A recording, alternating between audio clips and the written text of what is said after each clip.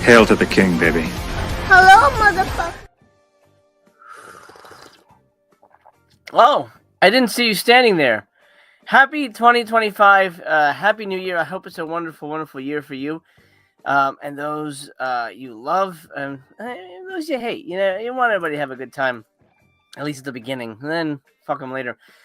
Anyway, today is the beginning of Subscriber Week 2025 Vinegar Syndrome. That's why we are here. And who are we? It's not me. I mean, there are people in my head, but I do have a guest with me today. My co-host, at least for a few days, the one, the only, the cardboard enthusiast, Bullet Blake. What is up? What is up? What is up? How you doing, man? How's 2025 shaping up for you so far? You know, I'm feeling like the year's gonna be a good year. So we'll see. They're not gonna. I mean, if I not my Behind you, table's there's wood behind you. Oh yeah, lots of wood. Yeah. There you go. Yeah, I think it'll be a good year. Hopefully, it's a good physical media year too. Yeah, that's that's always the hope. I know personally it's gonna be a big year for you. We don't have to go into details, but I know you and your lady are certainly gonna have your hands full shortly. Oh, yeah. So congratulations to that. Thanks. Everybody in the chat, welcome. If you're new here, happy to see you, and you're always welcome to hang out anytime we are here. Let me just click on some things. There's a question for you early on here from Movie Palace of Blood for Blake. Would you ever consider a slipcover for your coffin?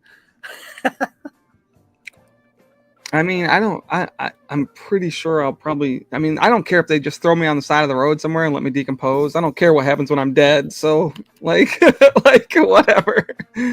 There you go. I think it's more for Bullet Blake completists, I guess. Yeah, and I mean, like if someone wants to put a slipcover on it, like more power to them. But I'm pretty sure I'm the only person I know that's as obsessed with slipcovers as I am. So I don't think anyone's going to spend the extra money to have a custom art slipcover. Now it sounds kind of cool. So I don't know.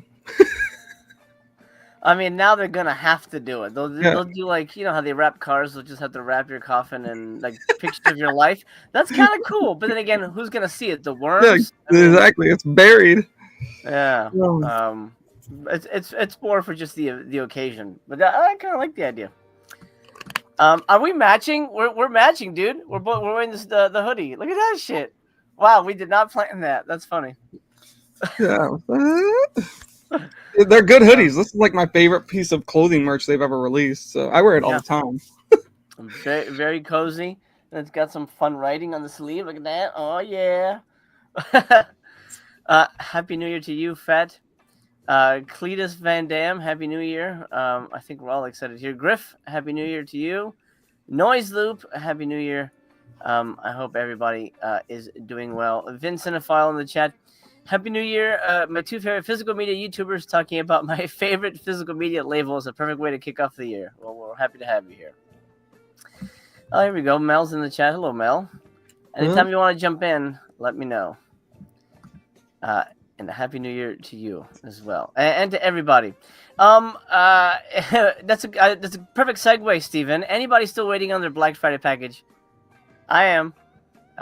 Not a peep. Well, now, Blake, I don't know if you want to get into the whole thing, but I know you've had some traumatic shipping experiences lately as a subscriber. So, want to share that with us? Yeah, actually, the last 2 months, I didn't order anything in December, so I don't have any December partner label. I didn't pick up anything from that month. I only wanted one thing, and I didn't really care. So, but the last 2 months, they fucked up my packages to the point where one was sent to my old address, like. Just half of my package was sent to the old address. The other half was sent to where I live now. And then this past month, for my Black Friday package, they shipped out 4 different packages. 2 of them came here. And the same day that they were delivered here, one of them got marked by the post service that it's the wrong address or can't be delivered, unknown address or some shit. Even though they're all the same place, I watched the tracking come with the other packages to the house, and then they left with the one, but they dropped the other 2 off. Like, you couldn't look at the name and see it's a... So anyway, they returned that to sender, and I had to contact them, and then they sent me a new package, and then I contacted them after that and saying, does the new package have the VS votes in it, and he was like, "Oh, that should have been your other package," and I was like, "Well, it's not." So then they had to ship out another VS votes package for me. So I didn't end up getting. I was supposed to get it early, like it was really early, and then it ended up not being able to open it until 2.5 weeks after that.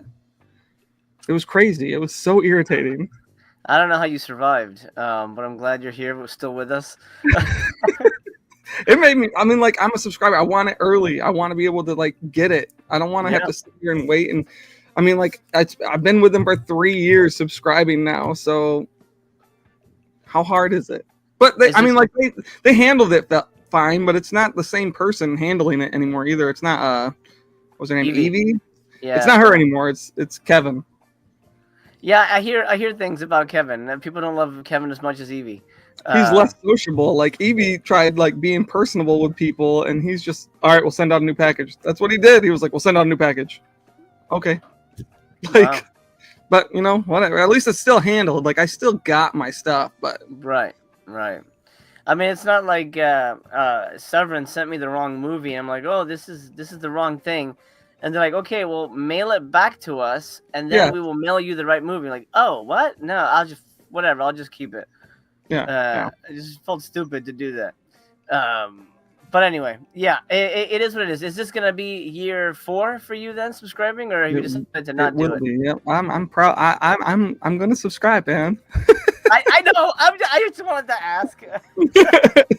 We'll see. Like if they have if I have a bunch of mailing issues this next year, maybe not for 2026. We'll see if they can get my mail right. And I'm sick of them mailing it like in separate boxes. Like the last 3 months have been more than one box of packages for me. Just ship it all together. That's the whole point of being a subscriber, because you save on shipping because you can ship it all. I don't know. That is pretty strange. But you know, we didn't get a chance to discuss the Side Roads situation because that happened after the whole Black Friday thing was over. So Side Roads, VS votes. What are people getting? A blank slipcover with crayons. It literally is. It's just like, a bit. We have talked off air, but I want you to share it with everybody here. Is it a slap in the face, or is it like, oh, how clever and cute that they're treating us either like children? They're like, fuck you guys, you do your own. What is it? It is stupid. Honestly, you know what? Because they leaked that way too early, obviously. Like everyone knew, but then they all thought it was kind of a joke, and then it's not a funny joke. Like, this is stupid. We don't pay boutique labels for just the movie, and nobody requested this movie. Nobody wanted this Speakman film for his first movie ever. No one was like, oh man, I got to pay $24 for that. No. They should have just made a slipcover for a different movie. I would have rather had another alternate slipcover for something else. A blank slipcover that I'm absolutely not going to draw on with these stupid ass markers. I was so irritated. Even after I knew about it, like opening it, I was like, this is just stupid. It says Side Roads on the side, which is really irritating to me because it's so basic and plain. I can't stand it. I'm annoyed with it. I might end up selling it because it's just awful. Or maybe I'll commission an actual slipcover for it that actually looks worthy of my collection of Vinegar Syndrome, because this doesn't fit with the rest of them. It looks stupid. Yeah. I don't know what I'm gonna do with it. I mean, all I've heard, I've looked into the movie. It seems like it's Jeff Speakman, but he doesn't do any martial arts. It's just like a drama. Yeah, odd fucking choice. Number one. Number two, what the fuck are they doing? Are they just sitting on shit ass movies? Come on, they've got to have something better than that. I'd imagine that this would stop people from doing the April Fool's joke this year. Like, I feel like a lot less people are going to do it because I'm annoyed that I spent $24 on that movie. And the insert isn't even good quality. Like, it's terrible. It's a picture off of Google. Like, they didn't commission any artwork for this at all. No. I don't have it yet, but I know you had issues with the Keep artwork, which was as shit as can be. I'm actually gonna double dip. I'm gonna buy the other Keep release from what is it, Imprint? Yeah. I'm gonna buy that because the artwork up close and personal, the artwork for the Keep looks like shit. It looks like shit. Like I thought when even looking on the website, you can see it looks almost like it's cut out, like the T is cut out, which would have been cool. Yeah. But it's not. And it looks really cheap up close and personal. Like it looks because it's obviously made with like a line to make it kind of look that way. It just looks cheap to me. So I like the original artwork a lot more. The inside insert for the actual Amaray case, I switched to the original because it does have the original artwork in there. I will say for the whatever the April Fool's shit, I do think people are still going to buy it because maybe it was one of those like, okay, well we kind of like really fooled them with the last one, but this next one's gonna be great. I think just the dangling carrot of, whoa, what the fuck could that be? Even if you don't like it, I'm sure Side Roads you could probably sell for $300. You know, at least 200, I'm sure, to be honest. Yeah, it's so at the end of the day, it is truly an investment. Because I mean, I personally don't buy to invest, but some people do. Like the people who bought 2 Keeps. So it's almost a no-brainer to get it. It's crazy to me that every year there's still people on the fan page that's like, can we order this now that it's available, or did we have to order this every year? And it's almost always the same people too. It's like, order it when it's announced. Like every year they're like, can we get this now? Is this going to be available on your site? No, it's not. And if it ever is available on the site, they will never be able to do an April Fool's thing again. People will just be like, we'll get it when it comes out then. Oh, but yeah. Something else that bugs me about Vinegar Syndrome lately, this is just something that I ranted about with a friend the other day. Their VSU line, okay? I love their VSU line. And they release them, and then they have the standard edition, whatever, available. Okay, but originally the Beastmaster VSU, when it was released as a standard, it was released with its own slipcover. I wanted all the rest of them to do that too, because I own that fucking regular skinny slip one too. But I don't want to buy the other ones if they don't have a slip on them. Put a fucking slip on them. That is weird. That is something that popped up, and maybe it's because Beastmaster's slip didn't sell well. I mean, I haven't looked at it, so maybe it did, but it is a weird thing. They haven't really stuck to their guns. I mean, VSA has become the Hong Kong movie dumping ground at the moment. That was my favorite thing too. I love the VSAs. When I first really got into Vinegar Syndrome, it was all about those 90s fucking rental movies that I remember seeing at like Blockbuster. That's what I wanted to fucking pick up. And now it's literally, we got out of the last, 9 titles or something? Only 2 of them are non-Hong Kong. Only 2. And I mean, like, some of the Hong Kong ones are good, but they could make their own sub-label for that. Easy. Yeah. 100% agree. I mean, as much shit as I give Jalal Merhi and, fucking Billy Blanks, that fits. That was a VSA, Yeah.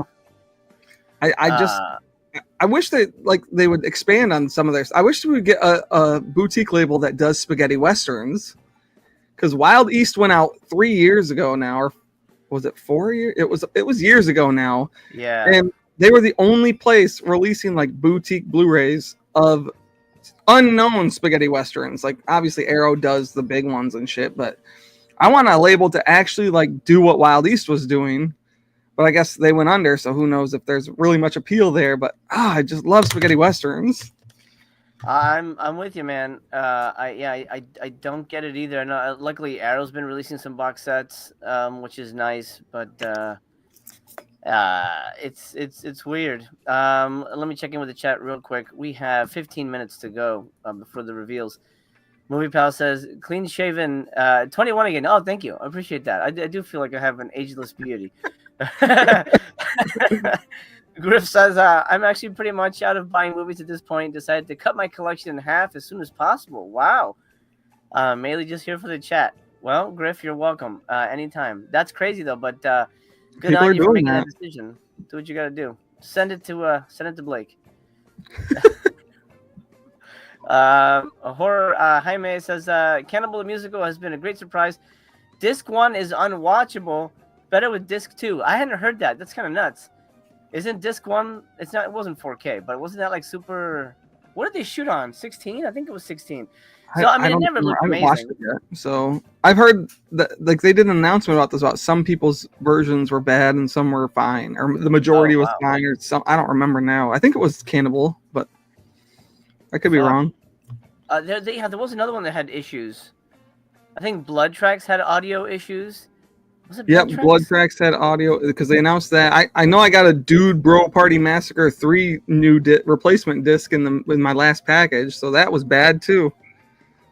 Dang. And then Severin announced that 2 of their titles have issues. Their Black Friday titles, so it's just gonna happen more and more, unfortunately. I don't know if it's quality control or just life. I don't know. Right. Speaking of Blood Tracks, Movie Palace says revisited Blood Tracks. I think it's solid. Hills Have Eyes in the Snow, 6 out of 10. Was a fan when it was a shitty VHS quality, and also has some quality boobage. Well, I'm glad you liked it.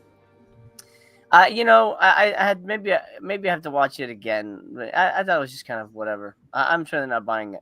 Did you Like, get a chance to watch it? I gotta rewatch it, but I don't remember. Like people have talked about it, and it's like maybe I misremembered it. Maybe I didn't know because I was like I didn't like it. So Yeah. maybe that'll be one of our Voyage to the Bottom of the Barrel movies. I mean, why not? Why not? Yeah, season 4, man, starts up, and Blake is hosting. He won last season with the abominable Thanksgiving 3, which was fucking hell. Griff says Side Roads was here to watch for free, but it seems to be taken down. Well, now Yeah, it was on YouTube, but it is down now. So I'm sure Vinegar Syndrome had something to do with it. Mm-hmm. Check Tubi. You never know. Tubi has everything. Movie Palace. I'm not sure if you're kidding or not. He says things people need to sell out this week. Master of the World, so underrated, and Cardona Volume 1 will sell out this sale. I beg to differ on that. I'm not sure. I disagree with both those statements. I hated Master of the World, and the Cardona collection I wish just didn't exist. God. It was bad. That was the biggest misstep for them, I think. I think they and everyone knew it too. Everyone knew it. They were like, "Oh, we fucked it. We shit the bed here." Like that is not good. That's when they started to realize. I think that's really when shit. That was the last year I subscribed, and I'm like, I really don't want this anymore. And I think, at least for me personally, that was my awakening to like, oh shit. They're really just trying to trick people to buy garbage at expensive prices. Well, I think that was one where they were like, "Oh, we can do wrong. Like, not everything's just gonna sell just because VS's name is on it." Like, yeah. Exactly. Midlife Media in the house. I sold my opened Side Roads for $50 on Facebook. Movie was also terrible. Well, $50, not too bad. At least you got twice your money back. DJ Depression, thank you so much for the $5. He says, you guys hear about VS preventing retailers from selling imports of titles? VS is also putting out Grindhouse videos no longer allowed to sell VS. I had heard that. We had this discussion sort of off air, but so for those of you who don't know, basically VS will ask, like, for example, what was I forget the movie that they used as an example. The Grindhouse video guy used as an example. I think it was Tank Girl, because Tank Girl, by the way, is coming out. The guy leaked it. But VS asked them, don't carry Tank Girl. Who put it on Umbrella? I forget who did that. Anyway, one of those guys. I think it is. Yeah, Umbrella and oh yes, DJ. Also a Cannibal the Musical release as well. So they said please don't sell it. But a lot of these retailers make a lot more money, with the imports. And basically, Grindhouse Video and Vinegar Syndrome got into it, and Grindhouse Video wanted to order a whole bunch. Vinegar Syndrome wouldn't let him do that. You can go watch his video. Grindhouse Video is on YouTube. You can watch his whole thing. But that's pretty fucked up that they're kind of clamping down on retailers. Like, that's not their place. You know, there's a reason you go to the grocery store and there's generic fucking medicine and stuff like that, because you can do that. It's a free market. I think it's pretty fucked up. What do you think about that, Blake? I mean, I don't even understand why they would want to do that. Like, I get the imports and stuff is competition, but at the same time, it's not like the popular choice. Like, they're still gonna sell just as much VS stuff, and I think the Keep actually really pissed them off, is because that's when this really came out. Was like they announced the Keep as the Keep was selling out, and it was like, oh, okay. So I think they're just bent out of shape. They're butthurt. I think VS thinks that they're like the king of the playground or something, but it only lasts for so long. And I mean, they're my favorite label, but it's like you can't just shit on every other label. And it makes them look bad too. Like I you know, if I were a UK label or Australia, I'd be like, man, fuck those guys. What the hell? Yeah. I didn't know they were doing that. What the hell? You know? Yeah, kiss goodbye any future like potential collaborations or anything you want to do either. It's like I just don't think I would go that route, and I think it's a weird choice for them to make, because their stuff's going to sell out either way. It's like, why does it matter? I mean, most people buy direct anyway. I mean, I know you can get it through Diabolic and Orbit and whatever, but most people go to the site. You know, yeah, I don't know anyone who orders VS from Diabolic. I order all my Kino Lorber titles from Diabolic, actually, but it's like I just, most people for VS go to VS. Yeah. So I mean, at the end of the day, if they want, and from all over the world too. So it's not like I think that's, so them cracking down on the retail people was weird to me. David, thank you for this. He says there was a Reddit post about OCN and Grindhouse, and Jesse mentioned that other distributors do this as well, not just OCN. You know, I'm sure, but I doubt it's a thing where they prevent you from no longer carrying their titles and things like that. I can't imagine. And I know something happened with Synapse, but I'm out of the loop on that. Something happened with Synapse and Dark Force. If anyone can clue us in, let me know. But I know there was some big to-do between them. I don't know what happened. Synapse is another one that I order from Diabolic, actually, usually. I ordered Severin from Diabolic recently because it was like $3 cheaper. Yeah, well, fuck Severin and their $55 price tags. Yeah, it was cheaper. I haven't Severin since 2022. Let's keep it going. Let's keep the trend going for 2025. They have to come out with something like I really, really want. Otherwise, I'll never go back to that label ever. All because of Four Flies. Jesus Christ. Well, whatever. I can't. I mean, it's probably saved me thousands of dollars. So, like, it's been a couple of years now without buying a single thing from them. And at $55 a movie, I mean, shit. Yeah, prices are getting insane to the point of like retardedness. And I hate to use that word, but it's just mind-bogglingly dumb. And this year's not going to get any better. Things aren't going to get cheaper. I maybe there'll be a saturation point where people are like, okay, well, we're not buying that till a sale. We've already seen that last year, where people are like, yeah, I'll just wait for a sale, and most stuff has held. Even at $10, shit doesn't sell out. So I think people are at least realizing that you don't need to own everything, and your life is still complete. Code B-Man, thank you so much for the $10. Happy New Year, MC and Blake. Happy New Year to you. I hope you have a wonderful, wonderful year, and things go your way. Okay, some people we have 5 minutes to go, so I'm going to throw this up so we have our timer. Some people are chiming in on what's happening with Synapse. Let me find that. So David Hart says Synapse wanted to sell farmer trading cards. They wanted to sell farmer trading cards? What the hell? I mean, I know Dark Force was selling them. Is there a reason? Well, let's see. Griff says Synapse is backing a lawyer and guy that claims to own rights to a movie Dark Force and Code Red put out. But turns out that guy doesn't really have the rights to it, and Demon Dave is going to fight it. Okay. Okay, gotcha. So why would Synapse give a shit? Why do they have a dog in the fight? It doesn't make any Yeah, sense. Um, maybe they wow, wanted the rights and they thought they were going to maybe. get the rights. What's the movie though? Like what? Okay, Synapse and Dark Force both wanted to put out Just Before Dawn in 4K, and Dark Force lost their claim to release it for Just Before Dawn. Oh my god, weird. Um, that's weird. Well, whatever. Um, Alex, it was Dark Force pushing farmer cards. Imagine buying boxes of farmer cards. I was close just for shits and giggles, but I know I would just feel really bad, and then I just had to sit for like a 30-minute lecture from the wife. Like, come on, what are you gonna do with these? Why did you? We could have eaten today. I'm like, do we need to eat? I don't think we need to eat. Vincent, a file with a question about the subscription. Do we know how much it is? Well, I got two numbers here. Midlife says 1060 and MoviePass says 1040. Do you know, Blake?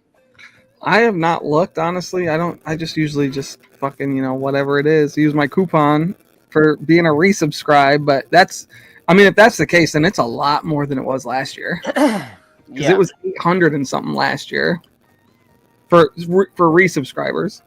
Yeah, you get $100 off, something like that. I think so. I think we get $100 off. If you participated in the Black Friday sale, you should have an email that says you get $40 off. I got one.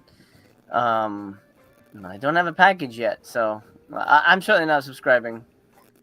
That will not be happening. Anything I want, I'll just like the Keep. I'll just buy it. The day of. I don't need to wait for. If it's not going to be on sale, then I'll grab it. I think that's the smart play here. 2 minutes to go. Just a little over 2 minutes. Let's look at this real quick. I want to bring this to your attention first for our virtual insanity subscriber week. Now, are we going to get a whole bunch of 90s virtual reality bullshit, or is Virtuosity coming to VSU? What do you think, Blake? I mean, maybe. I hope we're not getting a bunch of virtual reality shit, but Virtuosity, that seems plausible to me. Yeah. We got Congo. Somebody said Congo was coming out. I'd be like, no fucking way. What? That's ridiculous. Nobody remembers that. But there you go. Virtuosity is very, very plausible. Okay, what are we doing? What are we getting? This is going to be your only chance to subscribe for this week for the next 7 days. I will be live all 7 days. I may not always have a co-host, but I'll be here. You're going to get a new VS and new VS sub-labels of VSU, VSP, VSL, VSA, Cinematograph, yay, and Degazer videos releases dropping each day. The Degazer video is heavily rumored to be iced, which is just kind of a mid-slasher movie, but everyone's shitting their pants about it. Oh my god, ice! We gotta get iced! It's not that great. I don't know if you were talking about. People are talking about it like it's fucking Scream. I mean, it's right? Fine. We get 16 new partner labels, selection of daily deals up to 70% off. That's nice. Refreshing each day. So we'll see what they are. They started out at 10 the first year they did this. And they went up to 15, I think? 13, something like that. New merch dropping day one. And then you can enter for a chance to win a free subscription using your VSMC points. It was really nice of them to name it after me.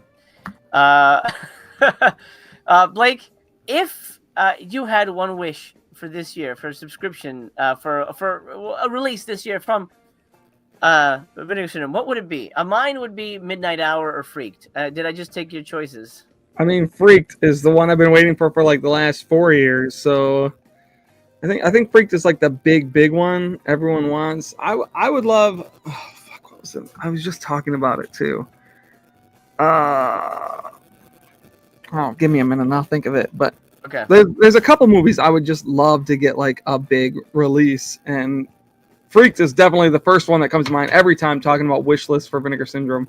Yeah, but I would love Beyond the Law, and I could see them actually releasing that. I've actually requested that from them. That feels Kino to me though.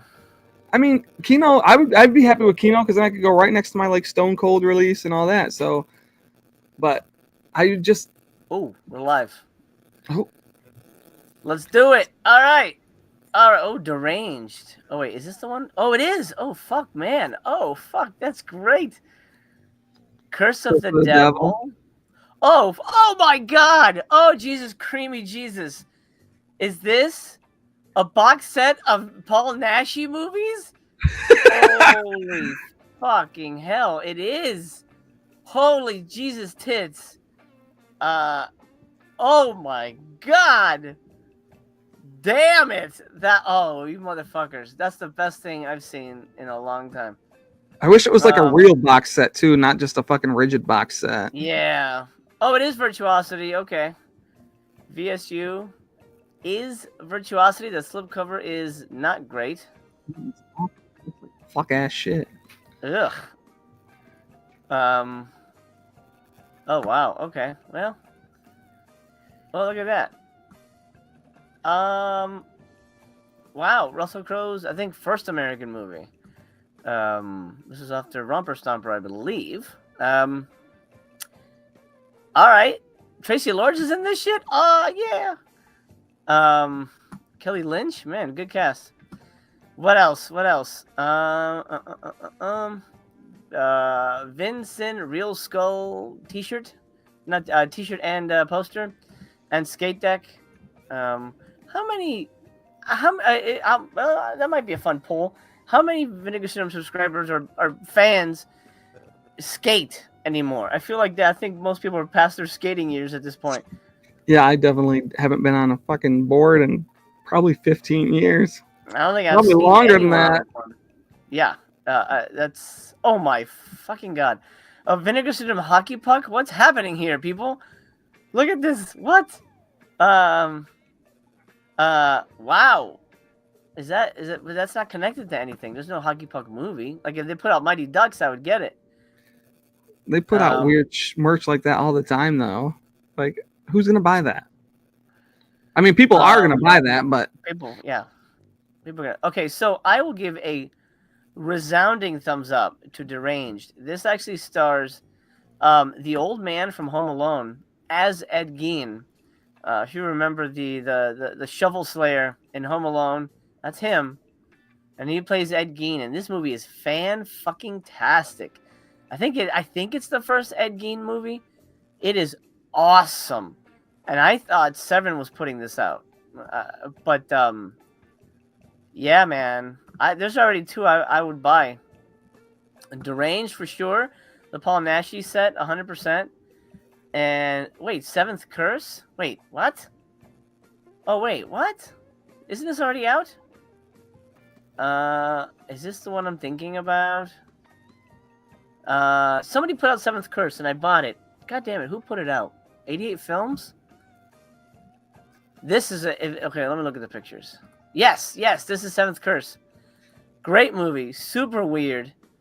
Yeah, man, this is a good one. Not a kung fu movie, more of like a horror Indiana Jones, I guess you would call it. Man, that's a good ass movie though. Oh, that was art. That is a pretty fun little movie. Weird as shit. And then it comes with a second movie, which I don't have. Is it the sequel? I'll check comments in a moment. It's not. It's called Witch from Nepal. Man, 2 movies? Damn it. I'm not going to double dip. But I do recommend this set if you like weirdo Hong Kong shit. You're going to have a good time with those. Let me check the chat, and then we'll move on. Alex Stubb, thank you so much for the $5. Happy New Year, MC and Blake. I wish you and your families all the best. The same to you. The same to you, my friend. I hope you are well. Julian says, greetings, pals. Greetings to you. Brendan says, I'm the only person who doesn't like Freaked. That's okay. All right. It's fine. We all have our own thing, man. It's all good. Brendan says, buying those Naschy films. Fuck yes. Hell yeah, man. That blew my mind. I'm really impressed with that. I'll still wait for a sale, though. Alex Fair says, I'm literally a roller hockey winning goalie. I eat, sleep, and breathe hockey and horror, struggling to find the will to buy a VS puck. If I'm struggling, who the hell is buying that? That's a good point. If a guy who like plays hockey isn't really interested, yeah, that is weird. VSMC offering Demon Rat Standard for 3,000 points. Ooh, that's interesting. If they're gonna start putting sold out titles in the VSMC, that's interesting. I bet you Side Roads will show up there. I bet Actually, you. yeah, probably. No. That'll be a thing for 5,000 whatever shit points.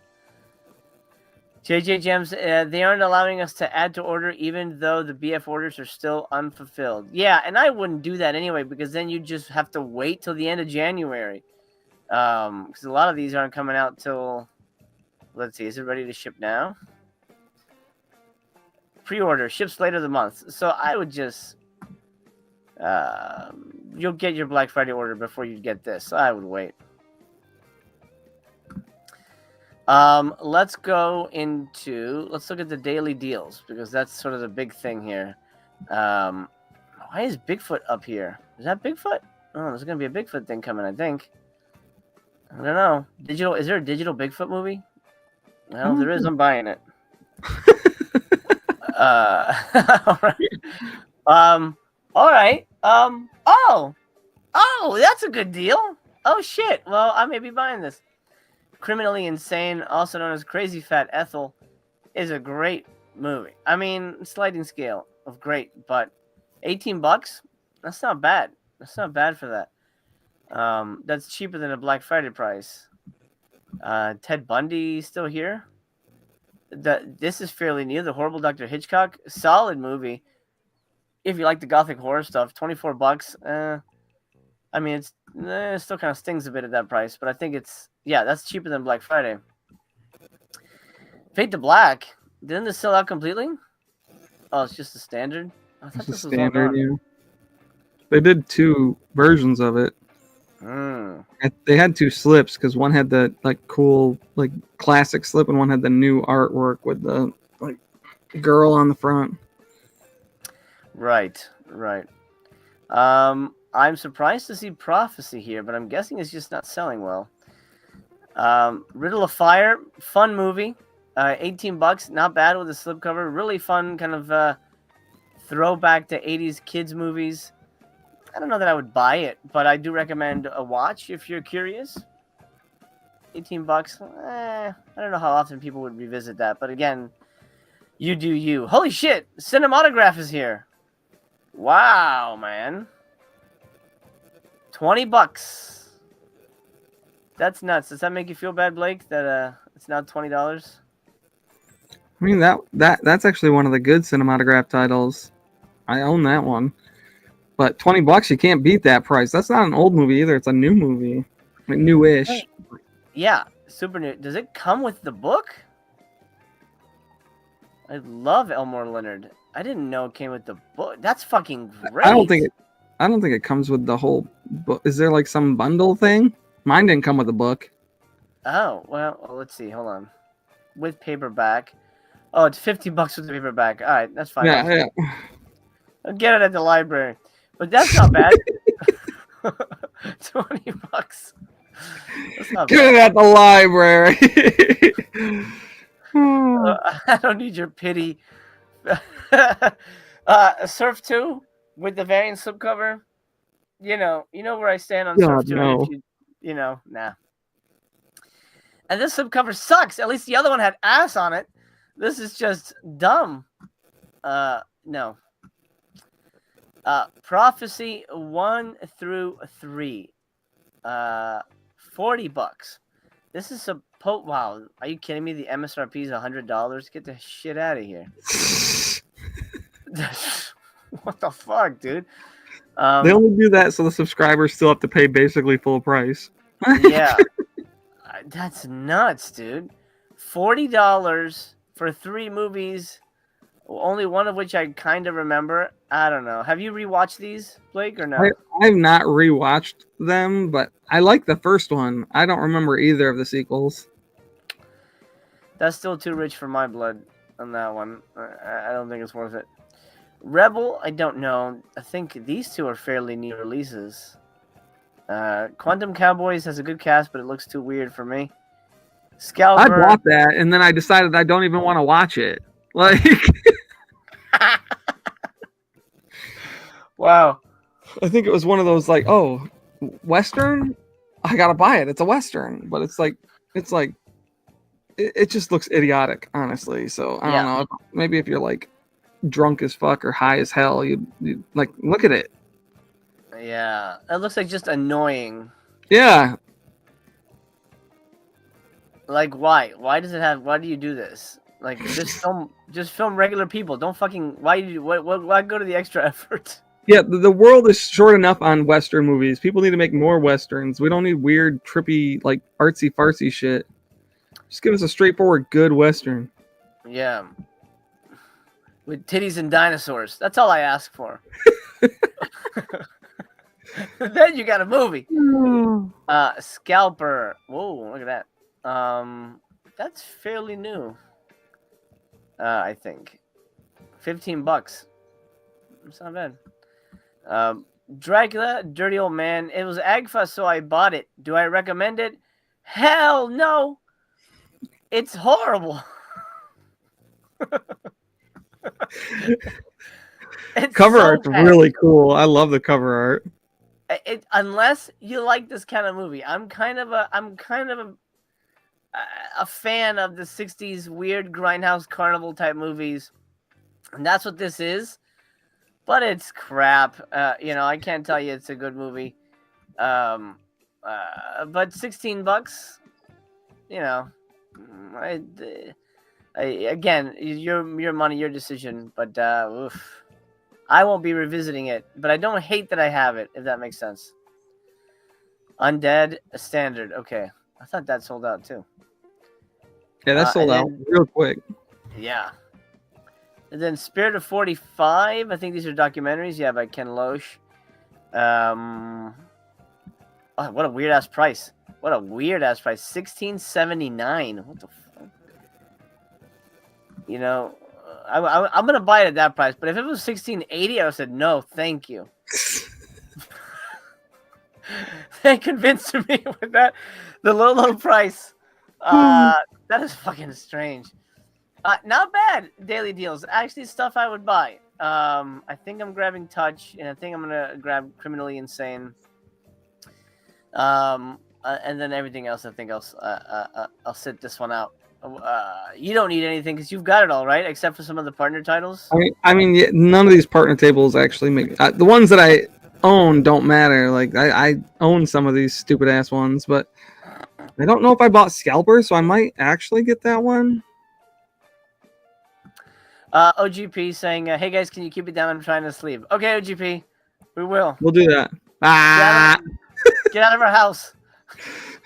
Get the fuck out of here! Well, see, now he's revealed it. We all live in the same house, guys, and we're screaming from different rooms.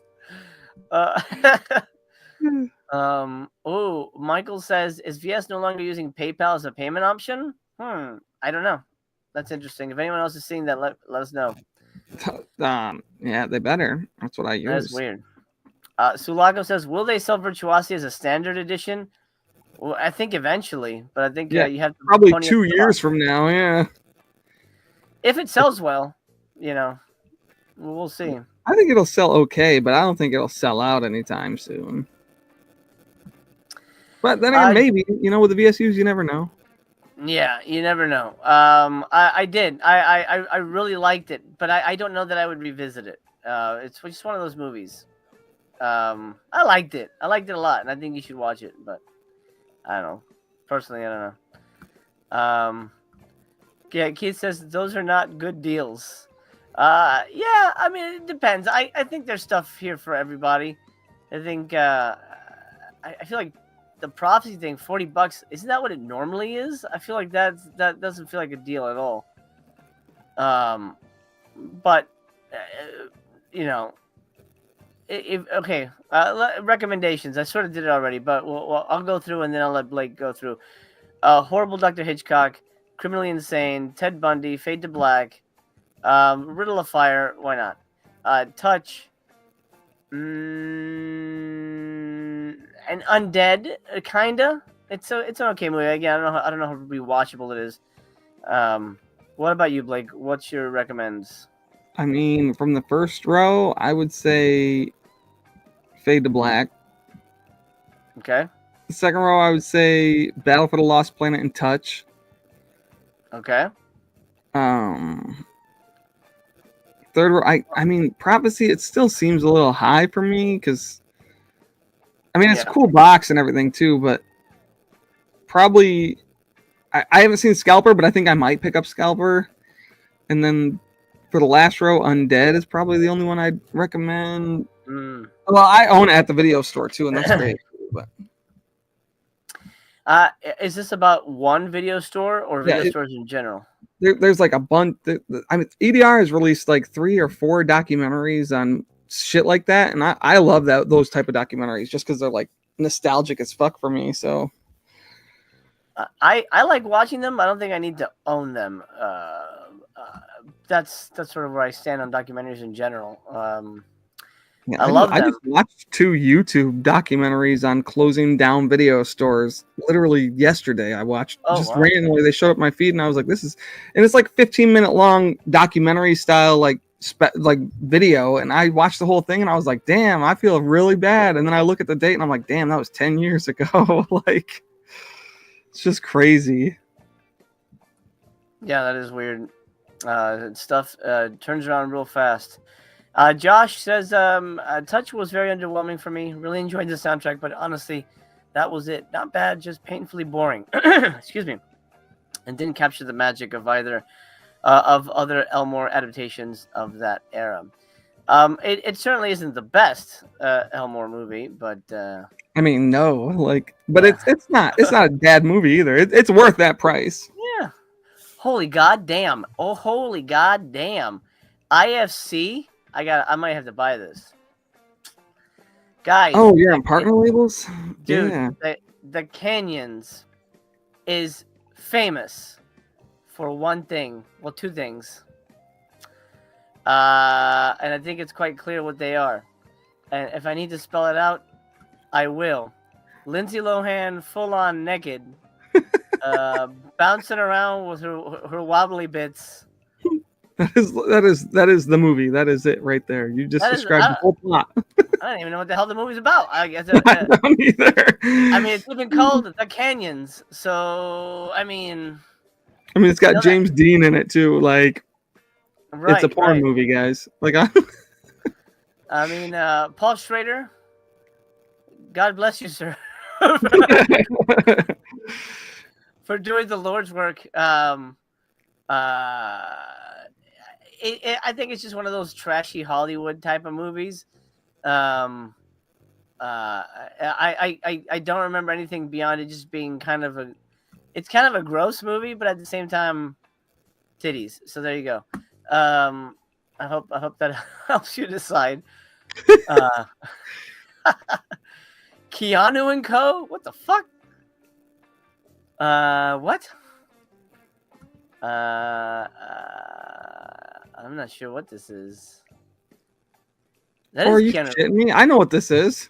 It's like, isn't it like that movie? It's filmed like over, I don't know, a couple years or some shit. Shit, I think that's it. It's Canadian. Before Johnny Utah, before Neo, before John Wick, there was Ron. Keanu Reeves gave his first lead performance in 1985's One Step Away, establishing the charm and vulnerability of his beloved screen persona while exploring the pitfalls of juvenile delinquency. The film was directed by Robert Fortier, a seasoned documentarian venturing deeper into fiction filmmaking following the success of his Daredevil stunt driving doc, The Devil at Your Heels. Keanu & Co. collects 3 of the films he directed for the NFB's Family Crisis series, including Keanu's essential debut. So it is not a Keanu Reeves box set. Let's have that clear. He's in one of the movies, called One Step Away. I just heard about this. It's three Oh wow. Okay, so it's three movies, but the total running time is 85 minutes. So I think these are short films. Yeah, they're like after school specials or some shit. Wow. I could see this selling well, but I'm not interested in this. Audio commentary, a whole bunch of interviews with cast and crew, and then a booklet for the Family Crisis Series Viewer's Guide. Wow. Way to sell the box, guys. Keanu and Co.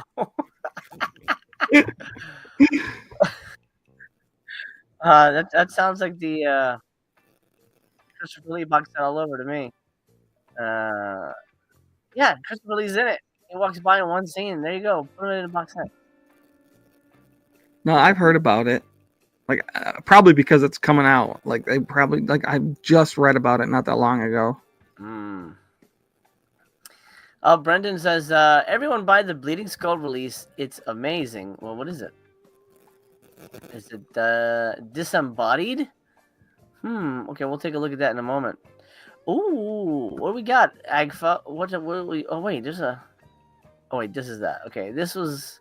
So Video Man is the last new thing, right? No, Wonderful Paradise. Okay.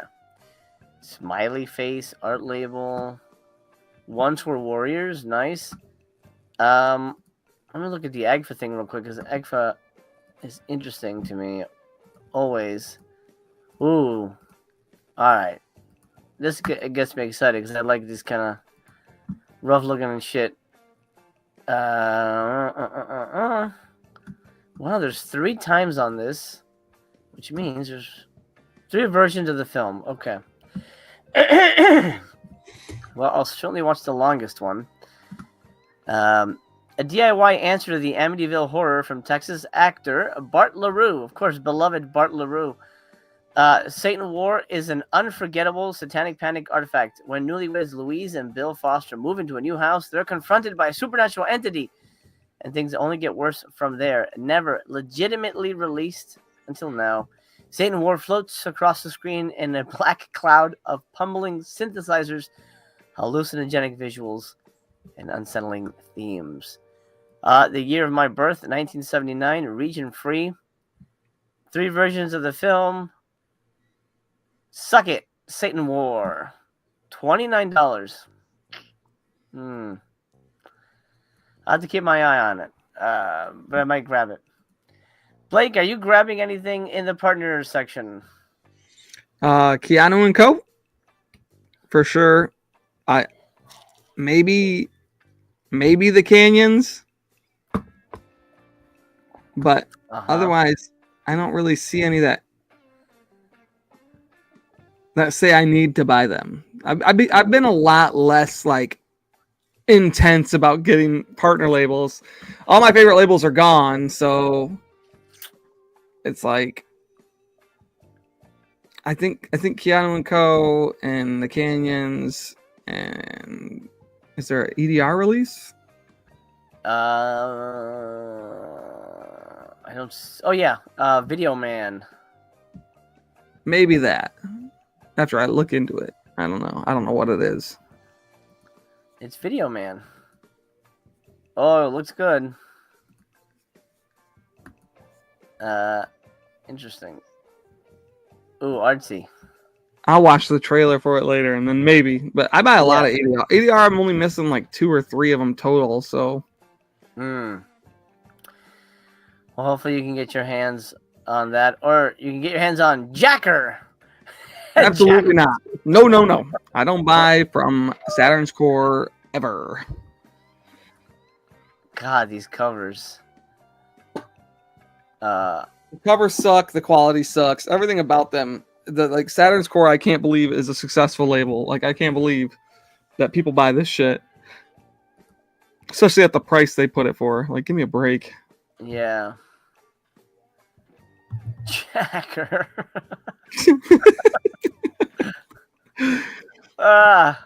I bet the guy who made it was like, man, that's a cool badass name. My name's John Jacker.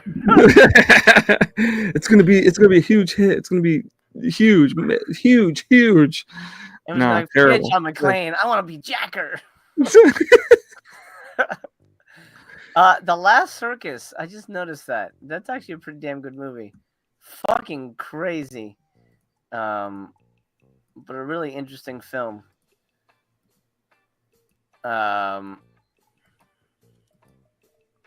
Oh man, yeah, Alex de la Iglesias. I'm kind of surprised that Severn didn't grab that. Magnolia. Is that new? Magnolia? I think that's a new partner label. If it's not, it's a title. It's a partner label I've never bought from. So This is a really damn good movie, actually. Last Circus. Really, really weird, but you have to like Alex de la Iglesias stuff. All right, so we got 7 days of this. I'm not gonna read all of them. I'll save some for next time, but we'll come back. Oh wow, it is a 4K, just embodied. Wow, $36, just about, for a 4K of this thing. Interesting. Okay, I'm not sure what I'm looking at there. I've never heard of it. Are you familiar with this? I have never heard of it, but I already absolutely hate their artwork choices with the fucking banner on the top of the fucking thing. Yeah. Hate it. And on the slip, it just looks even worse. It's just not what I want. Yeah. But I might give it a shot too. I have sort of aesthetic issues with Radiance. First of all, they put out really strange movies, but I really hate that paper obi strip thing that they put on the thing. Yep. It's you can like literally just take it out, but why is that your design choice? Give it a slipcover or something. It's weird. Do something. It just feels weird to me. All right, I'll read this one. Indebted to David Lynch's Eraserhead, Ed Wood's Planet National Outer Space, and Hennon Lauder's Brain Damage, Disembodied is a cinematic acid trip that blurs the line between horror and experimental art. The story follows Connie Sprouts, a gothed out scientist who checks it gothed out? What does that mean? Who checks into the decrepit Grand Hotel to continue her experiments and turn people into slime before eating them. Well, I'm glad she's doing that for science. Shot in Reno by director William Kirsten on gritty 16mm, which means perfect for 4K. This DIY passion project is filled with stop motion effects, gory body horror, surrealist visuals. Bleeding Skull's honored to present a new 4K restoration and the uncut version on disc for the first time ever. 78 minutes from 1998. Wow. A lot newer than I thought it would be.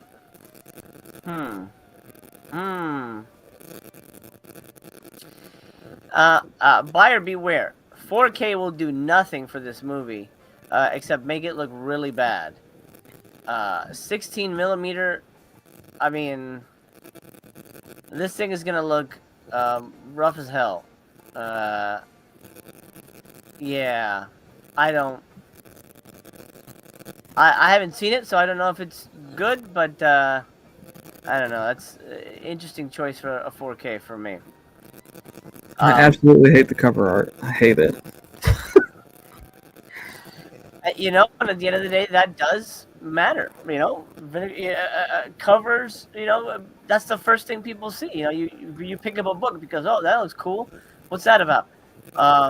So that is a very big part of it.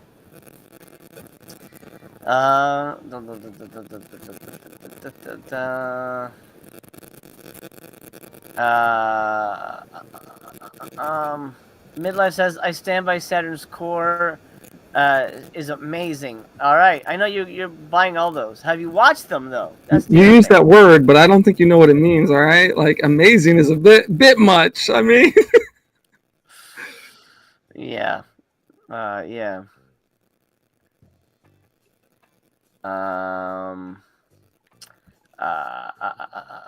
Movie Pal says, I like Virtuosity, but the slip and under case art is really not that good. Very dull and gray.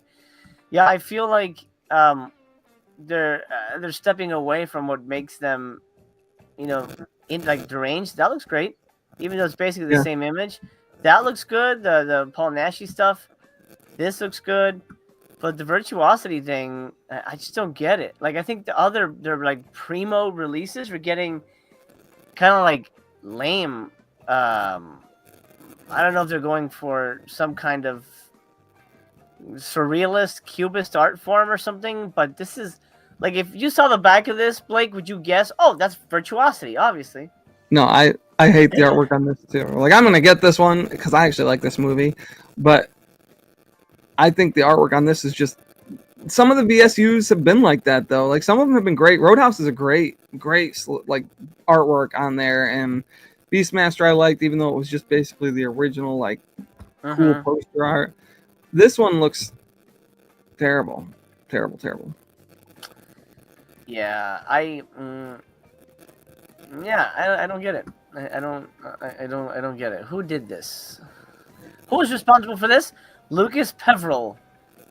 All right, we'll keep our eye out for more Lucas Peveril artwork in the future. Man, it's been years since I've seen this movie. I think I liked it, but I can't recall. So I'm surely not buying it for $37 or $47. But Jesus, let's take a look at the subscriber thing here. It is $1,040. Holy shit. That's standard shipping. Deluxe shipping means nothing. Nothing. Do you pay for deluxe shipping, Blake?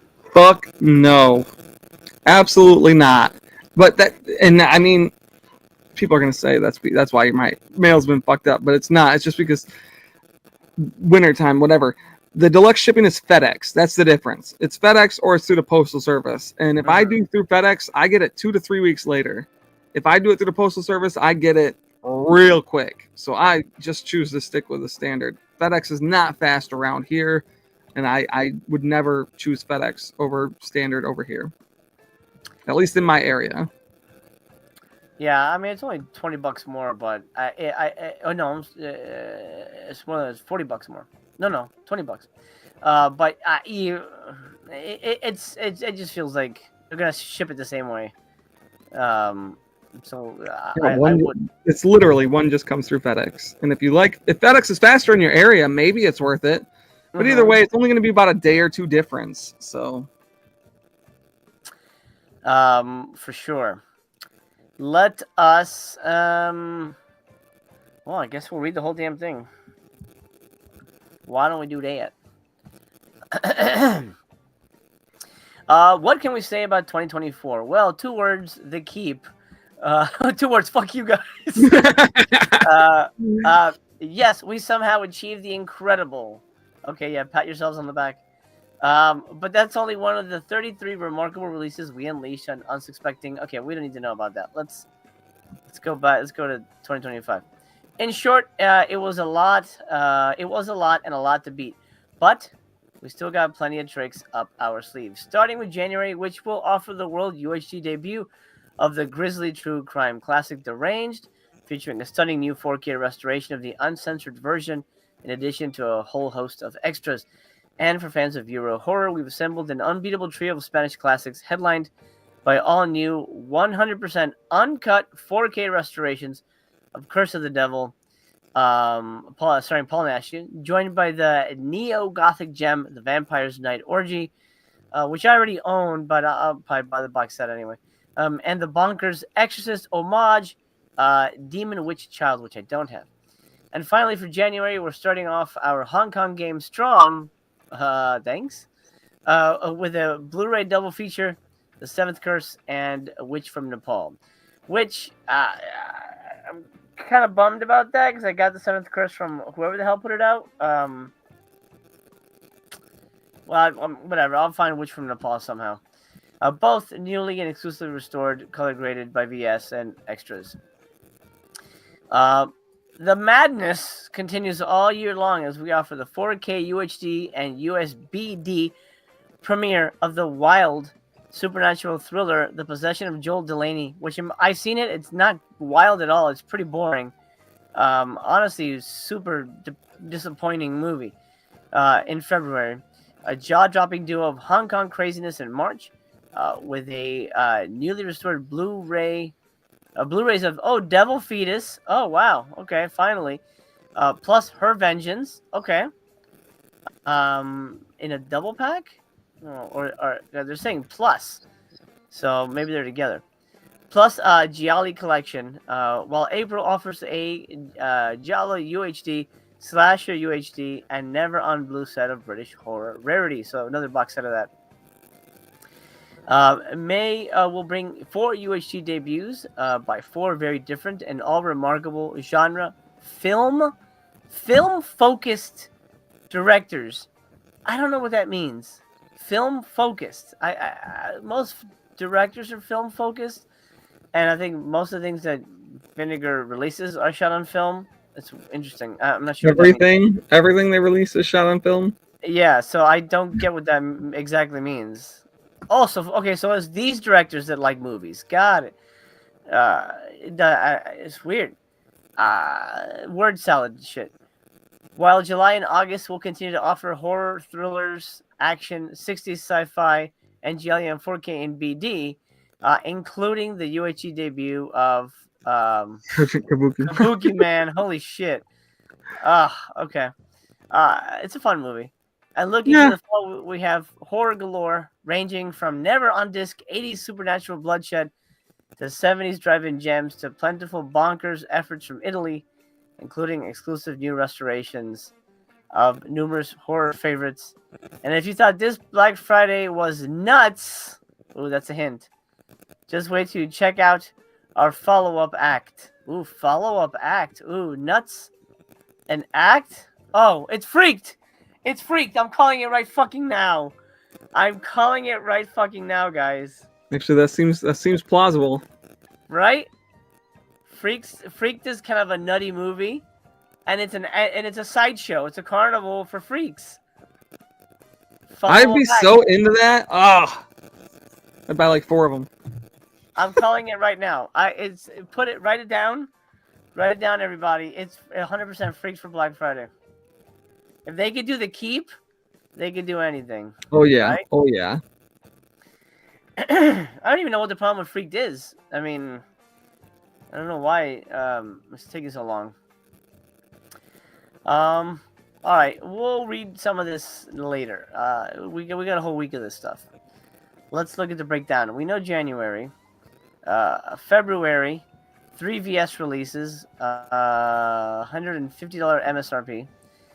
Possession of Joel Delaney, not great in my opinion. It's super slow. And it's one of those 70s kind of artsy, slow dramas. I did not like it. Farthest thing from a possession movie you could find. A BD debut of 80s slasher. A BD debut of an 80s Jess Franco horror. No, thank you. So already February is kind of shitty for me. How you feeling about February, Blake? I mean, depending on what the 80s slasher is, the other two I don't care for at all, so... But the 80s slasher could be good. We'll see. Like, you don't know. I do know. It's probably going to be horrible. I don't know. They got to put in one good title with the 2 shitty ones. We'll see. We of course, they obviously think that The Possession of Joel Delaney is great, because that's why they're name dropping it, but that's not enticing anyone to be like, yeah, you know what? I really want that. Yeah, who put that out? Imprint, I think, just put that out like last year. Not good. Anyway, March. What are we doing for March? March, we can pre-order for Black Friday, halfway to Black Friday.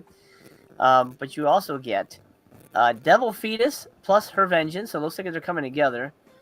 Forgotten Jolly box set 5, I think.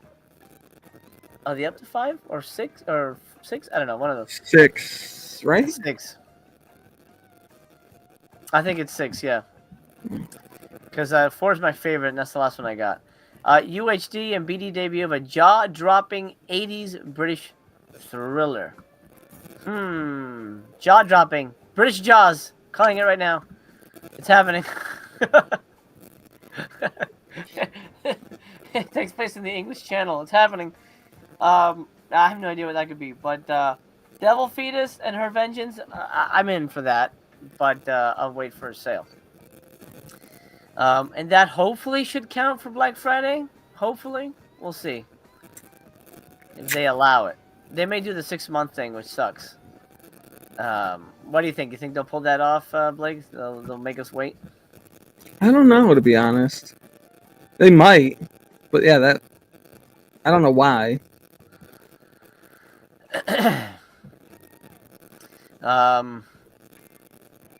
I mean, because they want you to pay full price. That's why. But March sounds like a shit month to me, so uh, I yeah. like the Forgotten Jollies, but at the same time, it's like, eh. Right. Forgotten for a reason, I like to say.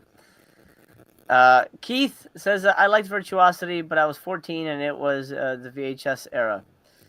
That's the last time I saw it, too, was on VHS. I feel that, yeah. David Lash says, I like Congo, but was 15 and a VHS era, and you know what? I loved it on 4K. Great. I'm looking forward to revisiting that. I really did enjoy that movie as well. I love the book too. I was a big Crichton fan.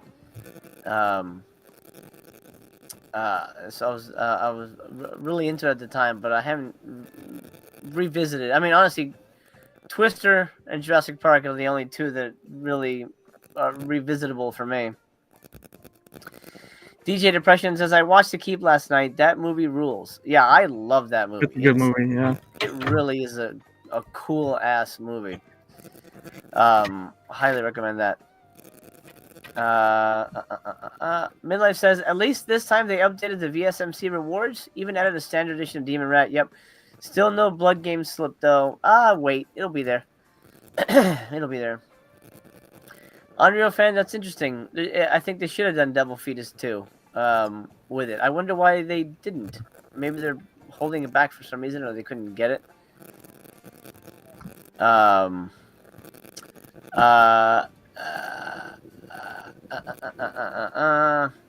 was it? I just saw one. Brendan, thank you for clarifying. Did I think I misread that. Genre film focused. How did I miss that? Where was that? Let me go back to it. Right there. Right up here, right where your mouth is. See the parentheses? Oh, yeah. The parentheses. Yeah, genre film focused. Yeah. I still stand by being confused by that because most of the people they release are genre film focused. So I still don't get it. All right, April. What are we doing? It looks okay. So here's what I think this feels like. If there's a month that they don't announce anything, then they got shit. That's actually how it's been, yeah. Right? You know, it's like, oh well, a UHG debut of a Giallo, a UHG debut of an early supernatural slasher, a Blu-ray debut of a double feature of 60s British horror. Oh, but okay, well, can you give us a? They should give a title for each month. At least one. That would be nice. If they can't, then you know you're getting diarrhea, you know, in your eyes. So, there was a month this year that was just, what the fuck is this shit? And I can't remember what month it was, but it was just 3 movies that were just all garbage. What was it? Might have been like April or May. No, I don't think it was May. Might have been April. April seems to be like a month where they dump their shit. Oh, good. It's my birthday month, so I get to celebrate. Get to celebrate the crap. Hey, they got you to pay for the year, so enjoy these random things you don't want. Again, you know, if you're trying to sell people on the subscription, you should give a title for each month, in my opinion.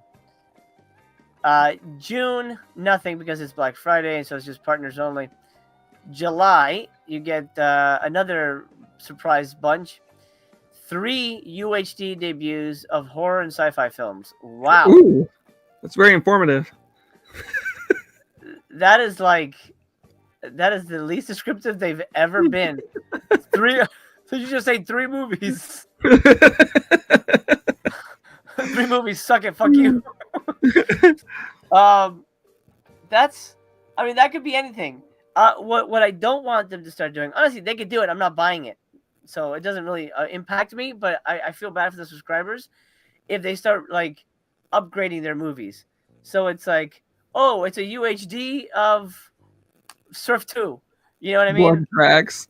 Right. Like, what the fuck? As a subscriber, that would piss me off. But as a person just watching from the sidelines and criticizing, I'll just laugh. Well, okay, Blake, you're subscribed. Did you officially subscribe? Are you in? Oh yeah. Yeah. All right, so you're in for the year. If they start re-releasing their movies, and it's like, oh, July 2025, let's kick off the second half of the year with UHD upgrades of Master of the World, Surf 2, and Dark Tower. Are you excited? Are you in? I would never subscribe again. If they do re-releases, I won't subscribe again, honestly. It's I mean, like, if they do one re-release for the year, sure. But if they start dumping old titles just because they still have the rights and they're like, now we can upgrade and charge people for fucking double. No, like if they do that, I'll be out on them like I am on Severin right now. I'd be just done with it. Yeah. Good. Well, I'm glad you draw the line somewhere. That's pretty fucking nuts, dude. Code B-Man, thanks again for the $5. He says, this will be my 4th time subscribing. I used a $100 off coupon, a Good Bar 5 coupon, and my VSMC points to get a better discount. Oh, wow. I didn't know you could stack coupons. I thought you can only use one at a time. But that's great. If you subscribe, you get to use a coupon for that and then make another transaction because they want you to subscribe separately so you actually get the subscription prices. So you can do the Good Bar coupon on your next purchase. Oh, it seems like you used it all at once. He says he used the coupon. Wait, you could stack the Good Bar 5. I know you can use the VSMC points, but I didn't know you could stack the Good Bar coupon on top of your Renew coupon. That's pretty good. What was the Good Bar coupon for? Did they fuck that movie up too? What happened to that? I don't know. I didn't actually read that email too much, but what happened to Good Bar? Did something happen to it? I think that got messed up too. Unreal says Dark Tower is a guilty pleasure, but I'll stick to my Blu-ray. Well, I'm glad you at least admit you feel guilty about it. Stanson says same here. I really wouldn't want everything they release. This is in reference to DJ's comment. I don't understand why you would subscribe. I pick and choose so much with VS. I think honestly, Bullet Blake is a completist. He loves the slipcovers. That's his thing. But with any label, you can't. I mean, I love Criterion. I wouldn't buy every Criterion movie.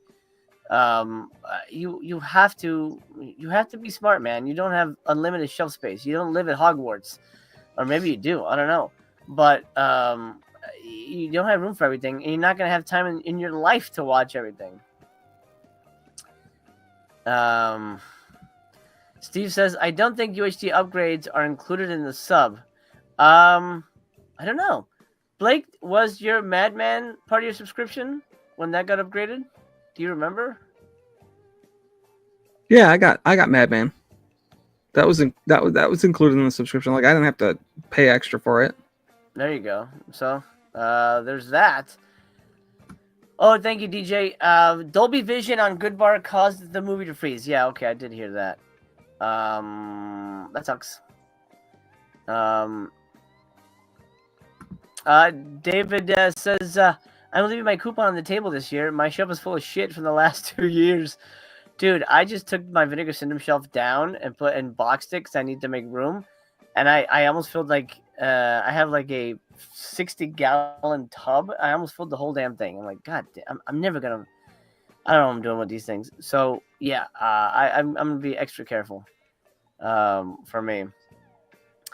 Julian says, I don't care for the daily deals concept. Wish they would just put everything that's going to be on sale out day one so I can budget my spending. that's a good point, because you're like, maybe I don't want to buy this. I'll wait to see what else is out there. That's not terrible. But I think it also gets people to check in every day. That's the point. They want people to return to the site and do the thing, and the good news is you can stack your shipping, so you can just add to order. Mutineer says, yeah, but not going 30,000 in debt is worth it for these 6 stacks of slip investments. I'm out of the loop on this, but I heard that there was a YouTuber that made a video. I think it was a lady who made a video explained that she was in debt because of physical media. I don't know. Was it Sue? I don't know if it was Sue or not, but somebody was like complaining that they're in debt because they had to keep up with the Joneses on all the releases. Are you doing it for yourself or are you doing it for YouTube? At the end of the day, it was her. Okay, it was Sue. I gotta watch that video, man. That's crazy. She did buy a lot. She was the debt monster, man. That's nuts, dude. That's really unfortunate. Anywho, Blake, did you get? This is off topic, but did you get the Never-Ending Story fucking giant cereal? Absolutely not. Nope. Too much fucking money, man. I wanted it. I'm not gonna lie. I wanted it, but no, the price was fucking insane. I didn't realize it was that fucking huge, though. I thought it was like teeny, but that is a lot. Holy turtle tits. She's 30K in debt. Wow, man.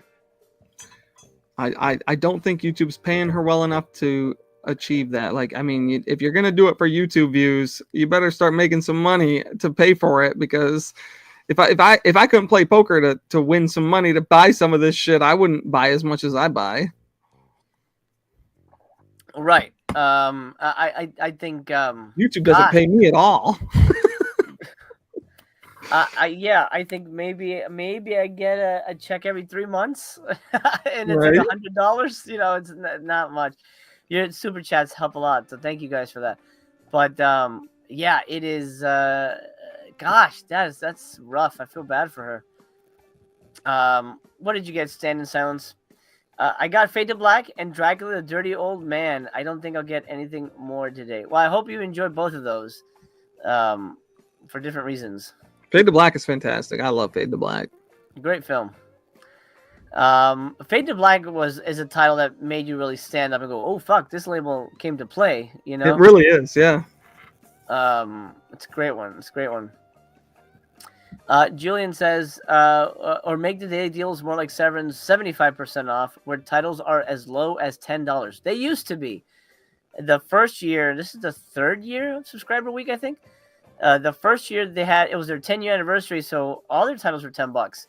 But now they realize they can't do that because they lose a lot of money.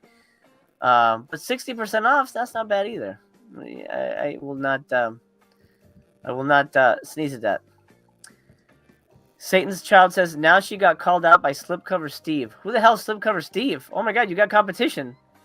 I don't have competition. I got he does satire on all the boutique. He shares his shit in my groups a lot, and I let him. But I don't know. A lot of people like him. A lot of people can't stand him. I get complaints from people every day on my Vinegar Syndrome page if I leave his videos on there. Like, people are like, they report him, and it's like, dude, and I don't think it's that funny, but I just. What does he do? He just talks. He talks mad shit about the labels, but he does it in like a satirical way. So it seems like the first time I watched him, I was like, this guy's just crazy. Like, I don't understand. I don't get the gimmick. I don't get the joke. He wears like a Jumanji hat and baseball, or sunglasses, and he's got like a beard, and he talks weird on purpose. Like, he's acting like all the trolls online. But it wore thin with me. Like, I watched a few of his videos and it's like, I just can't watch this all the time. And it's like, it's a gimmick and it's working for him because he's getting people. But I get complaints every day from fans that say he's just like the worst person on the planet. Like, don't let him share his videos in here. All sorts of shit. People private message me saying, did you see this guy talking shit about? And I get it's satire, but is it though? Like, little nugget of honesty there. yeah. Well, we do have an opening on the voyage. Maybe we should invite Slipcover Steve. Maybe get his actual persona, because I don't know if I can deal with him talking the whole time. I'll have to look into it. I'm not familiar with him. It was funny. DJ Depression says, "Man, fuck that stupid edition of Neverending Story. Waiting for the standard." And it's only Blu-ray, right? It wasn't even a 4K, which is kind of nuts. 26K apparently is what she reported. Okay, that's still a lot. She's 26K in debt, living with her parents, doing DoorDash as her main source of Syncom. I like that. Cinecom. Damn, dude. That's rough. Well, that's rough. Gosh. That's rough. Midlife, thanks for reporting in about Melusine. Has a Blu-ray release of Hot Summer in the City in the reward section for 3,000 points. Doesn't seem like that's been released before. Oh, I'm not familiar with it. What else do they got? Let us know what else they got new over there. Because I can't go right now because YouTube is YouTube.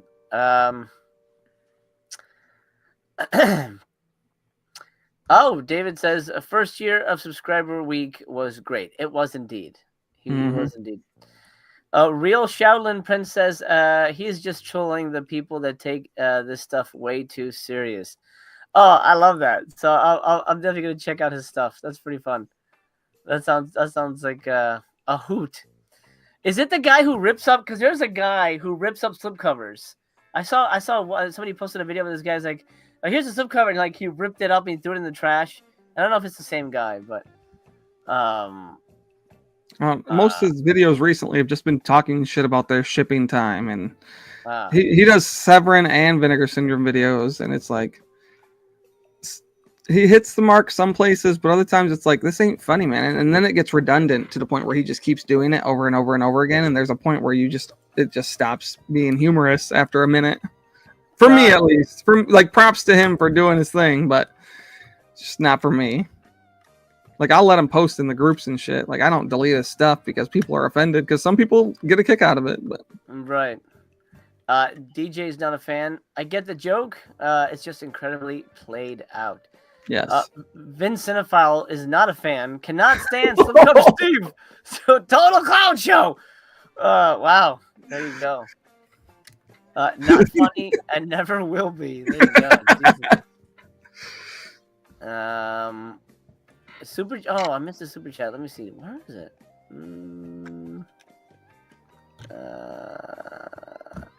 Yeah, I can't see it. DJ. Super chat didn't pop up for some reason. Just wanted to say I appreciate the streams. Hopefully you get the $5 because it came out of my account. I'll let you know if maybe it's delayed. I don't know. I didn't see that one. Make sure I. Yeah, I don't know. If I don't see it, then I don't think you got charged. Hopefully you didn't. We'll I don't know. I'll let you know. All right, let's get back to this real quick. We're on a tangent there. August. Okay, what do we got? Huge MSRP. Jesus Christ, almost $300 for 3 titles. UHD of Kabuki Man, a 3-film set of 70s Italian horror rarities. Okay. And a double feature of 2 genre melding films by indie director legend. Okay. So August is a toss-up. Kabuki Man, fine. I won't be getting that. I feel like the MSRP they threw on Kabuki Man is like $90. Oh, yeah, probably. I mean, it was $90 for Prophecy. I mean, who knows? Prices are gonna go up by that time. Yeah, probably. September. A whole bunch of surprises here. A UHD double feature of a major indie horror films. So maybe not double. Oh, double feature, so they're not sequels. BD debut of batshit crazy Italian horror. UHD debut of a 90s supernatural horror. So another month of just random junk. You know, blood tracks and such, which is fine. But you know, I think I think the element of discovery is interesting. But again, I think they should have at least announced one of these things.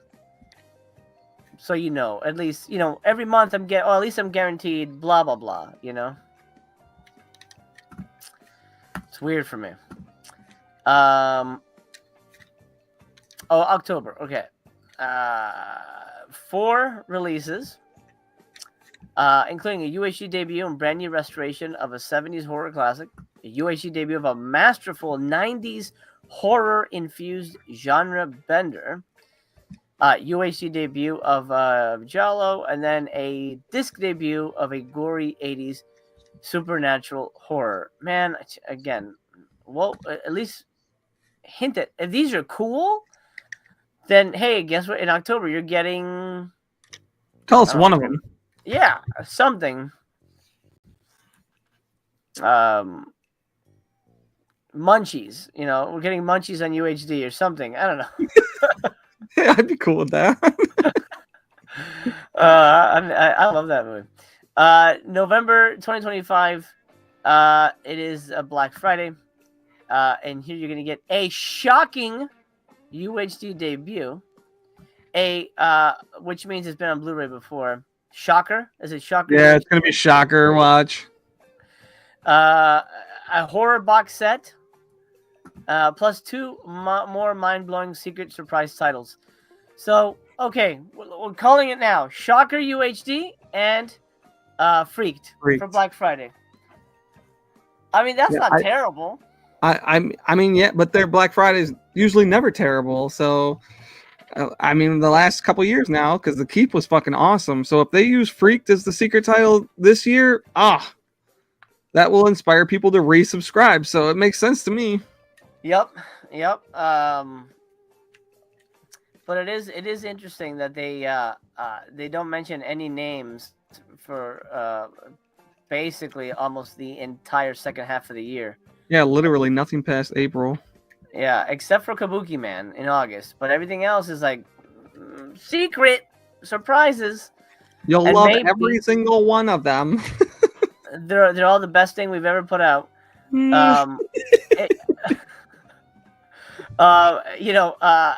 maybe it's because they're not done. Maybe they're not done. The schedule isn't 100% set, and they have a plan, but shit can change. You know, that's a possibility as well. So that's. I will leave that. I will leave that up to the universe. We'll find out throughout the year. Thank you, Midlife. Melusine has 3 new releases: The Image 4K, Neon Nights from Command Cinema, and Ribald Tales of Canterbury, plus Tasty from Picorama. All right, thank you for sharing those. I don't know about you, but I they should do a DeGauser line and start releasing some of the really good shot on video 80s kind of 90s stuff, which in my opinion was hotter than the 70s crap. But hell yeah, like get the 90s shit for real. Right? I mean, I don't know. How has the label not done that yet? Like shit. Right. I can't imagine those were expensive. No. Right? I got the I'm not a fan of the 60s 70s stuff. It's honestly kind of gross.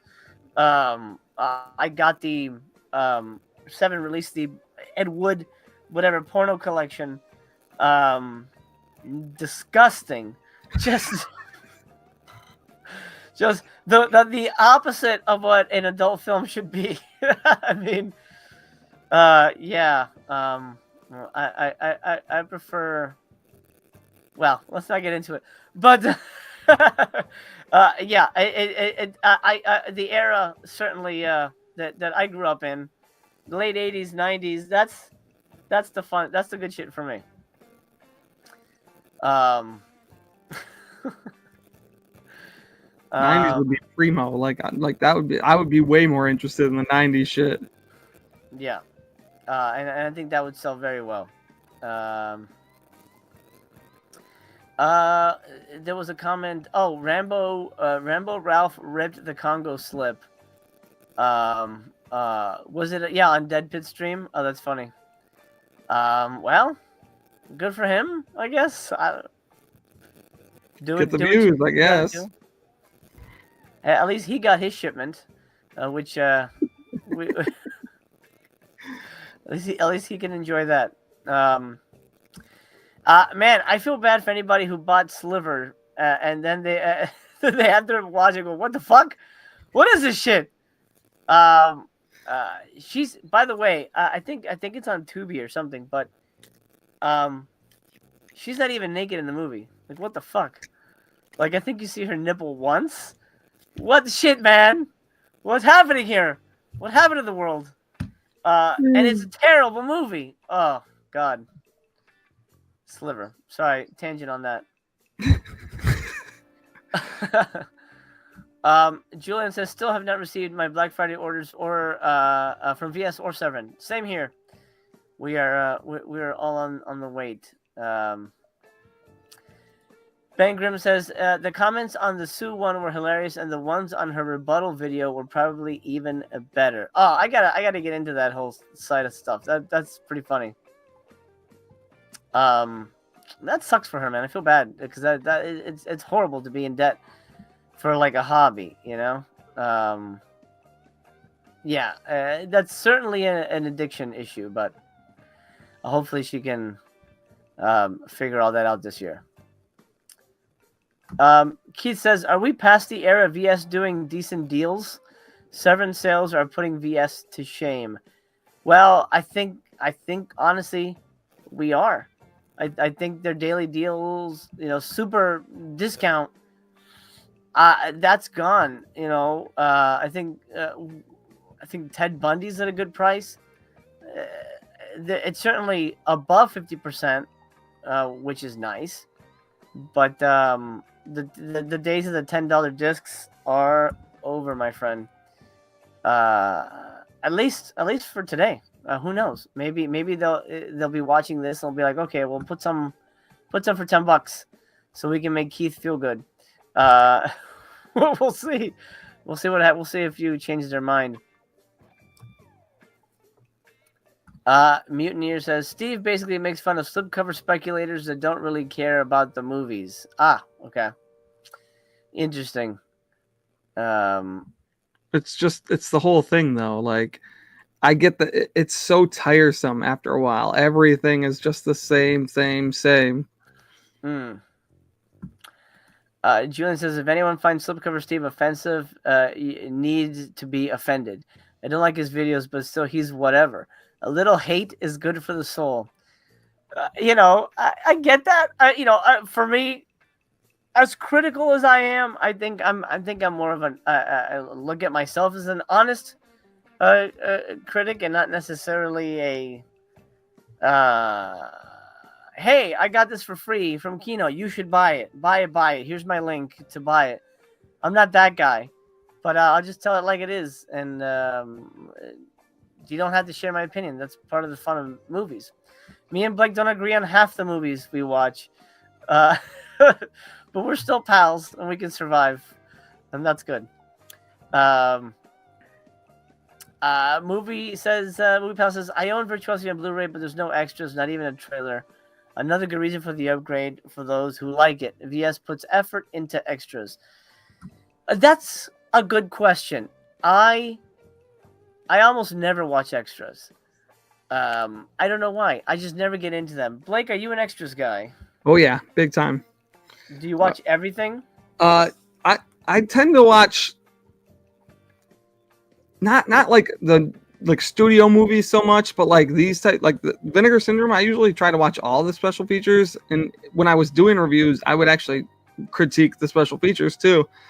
But like, I prefer to have something, like if I really, really like a movie, I want to know more about it. So I want to watch everything. Like, Tough Guys Don't Dance. I watched all the special features on there just because the movie was so fascinatingly weird to me that it was like, oh, and then it gave me an appreciation even deeper than it was because I liked that movie. And after the special features, I watched it again, like the movie again. And I really enjoyed Tough Guys Don't Dance. But then you get special features where it's like, this has audio commentary in a trailer. And this is like a studio movie. How can you not have more special features than that just to throw on there? I don't know. It's weird. Yeah. And chime in the chat if you're watching live. Make sure to thumbs up the video. I forgot to mention that. 166 people watching. So let's thumb it up, please. Highly appreciated. It does help the video. Yeah, for me, I like to do the commentaries, but I feel like I check out, and it's like so much information. They're like, I'm never gonna remember this. None of this is gonna stick with me. But I'll watch a featurette that's a historical look. Like speaking of the Ed Wood one, there were two featurettes on there that I watched. It was like a 30-minute one with Bobcat Goldthwait and Dana Gould, and they're big Ed Wood fans, and it was just them shooting the shit about being Ed Wood fans. I love that. I watched all of that. And then there was another one that was about 15 minutes, and it was sort of an appreciation of Ed Wood, sort of about his career. And I'm fascinated by Ed Wood, so I watched those. But I wouldn't. I haven't watched a VS special feature in years, honestly, and none of that really interests me personally. Maybe it's because I do it, and and it's kind of like it's sort of demystified for me, in a weird way. Like if you work at Starbucks, you probably wouldn't watch a documentary on Starbucks, but when I was a kid, absolutely, because it was magical. I'm like, how do they do that? Who are the people behind it? So I get the concept of it, and I think it certainly helps sell a disc to have special features. But chime in down in the chat. Let me know if you guys are into it. Oh, Groove says Scream Factory already put out Shocker in 4K. Did they? I thought that was just. Oh, they just released it. Oh, okay. I didn't really kept up with that. All right, so it's not. Okay, you know what? It's gonna be Shocker on 8K. There you go. So get ready, guys. It's coming. Midlife says technically, where is it? No, MSRP is always such horseshit. I love that they say subs get 50% off, but it's more like 20% off. Because it's let's be honest, your subscriber discount is $8. I don't think it's changed. Did you buy anything else with your subscription yet? I haven't placed any of my orders yet, so I'll do that after the stream. But gotcha. So chime in next time you pop back if that's if it's still $8. I think it will be. Chris, thank you for the $4.99. He says, Bot Heretics, really enjoyed it. Thanks for all you do. Thank you, brother. I appreciate you very much. My new movie, Heretics, is out now streaming. And I've been told we're going to get a physical, but they have lied to me before. So I'm hoping it'll happen. Pretty happy with the results on that one. Chris says, my resub code didn't reflect after checkout. I had to email VS. Well, I'm sure they'll solve it for you. They won't let that get away from you. Don't worry. Ben says, Freaked would be an immediate buy. Freaked would be a keep. I mean, it would sell out over the weekend. Absolutely. Yep.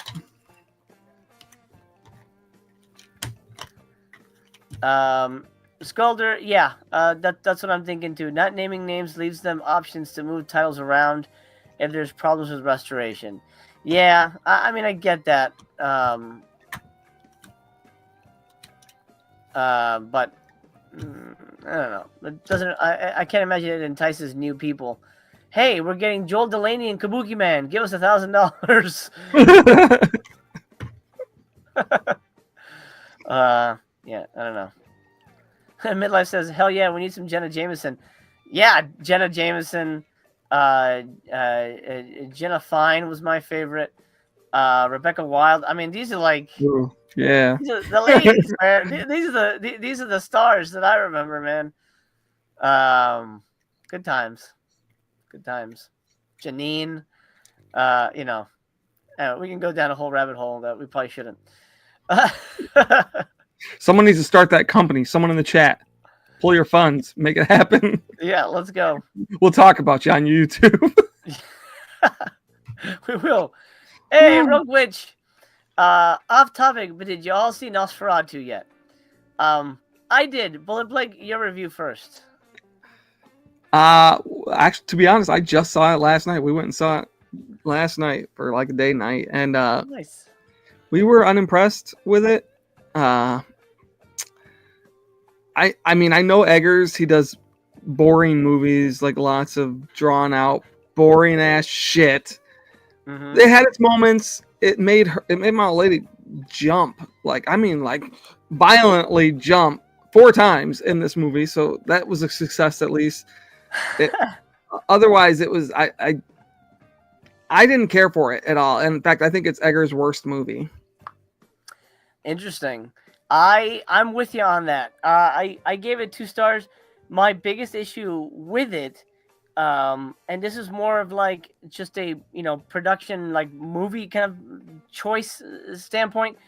The original Nosferatu is an Asylum movie. What does Asylum do? Oh, they're making The Day the Earth Stood Still. We're gonna make The Day the Earth Stopped. Oh, they're making Twister. We'll make The Twisters. Nosferatu was made because the fucking guys didn't have the rights to Dracula and they wanted to make Dracula. So they made Dracula, but they changed the names. Why would you remake a ripoff? You're telling the Dracula story. It's the story. It's the exact same fucking movie. It's like remaking Frankenstein and calling it Dave. What the fuck? It's Frank. Why did they call this Dave? It's Frankenstein. I don't understand what's going on here. That pissed me off the most. And yes, I like the original and I knew what I was getting into, but I was like, okay, he's calling it Nosferatu, but he's gonna do something different, right? He's gonna bring something unique or something, maybe he's gonna change the story. 2 minutes in, I'm like, what the fuck?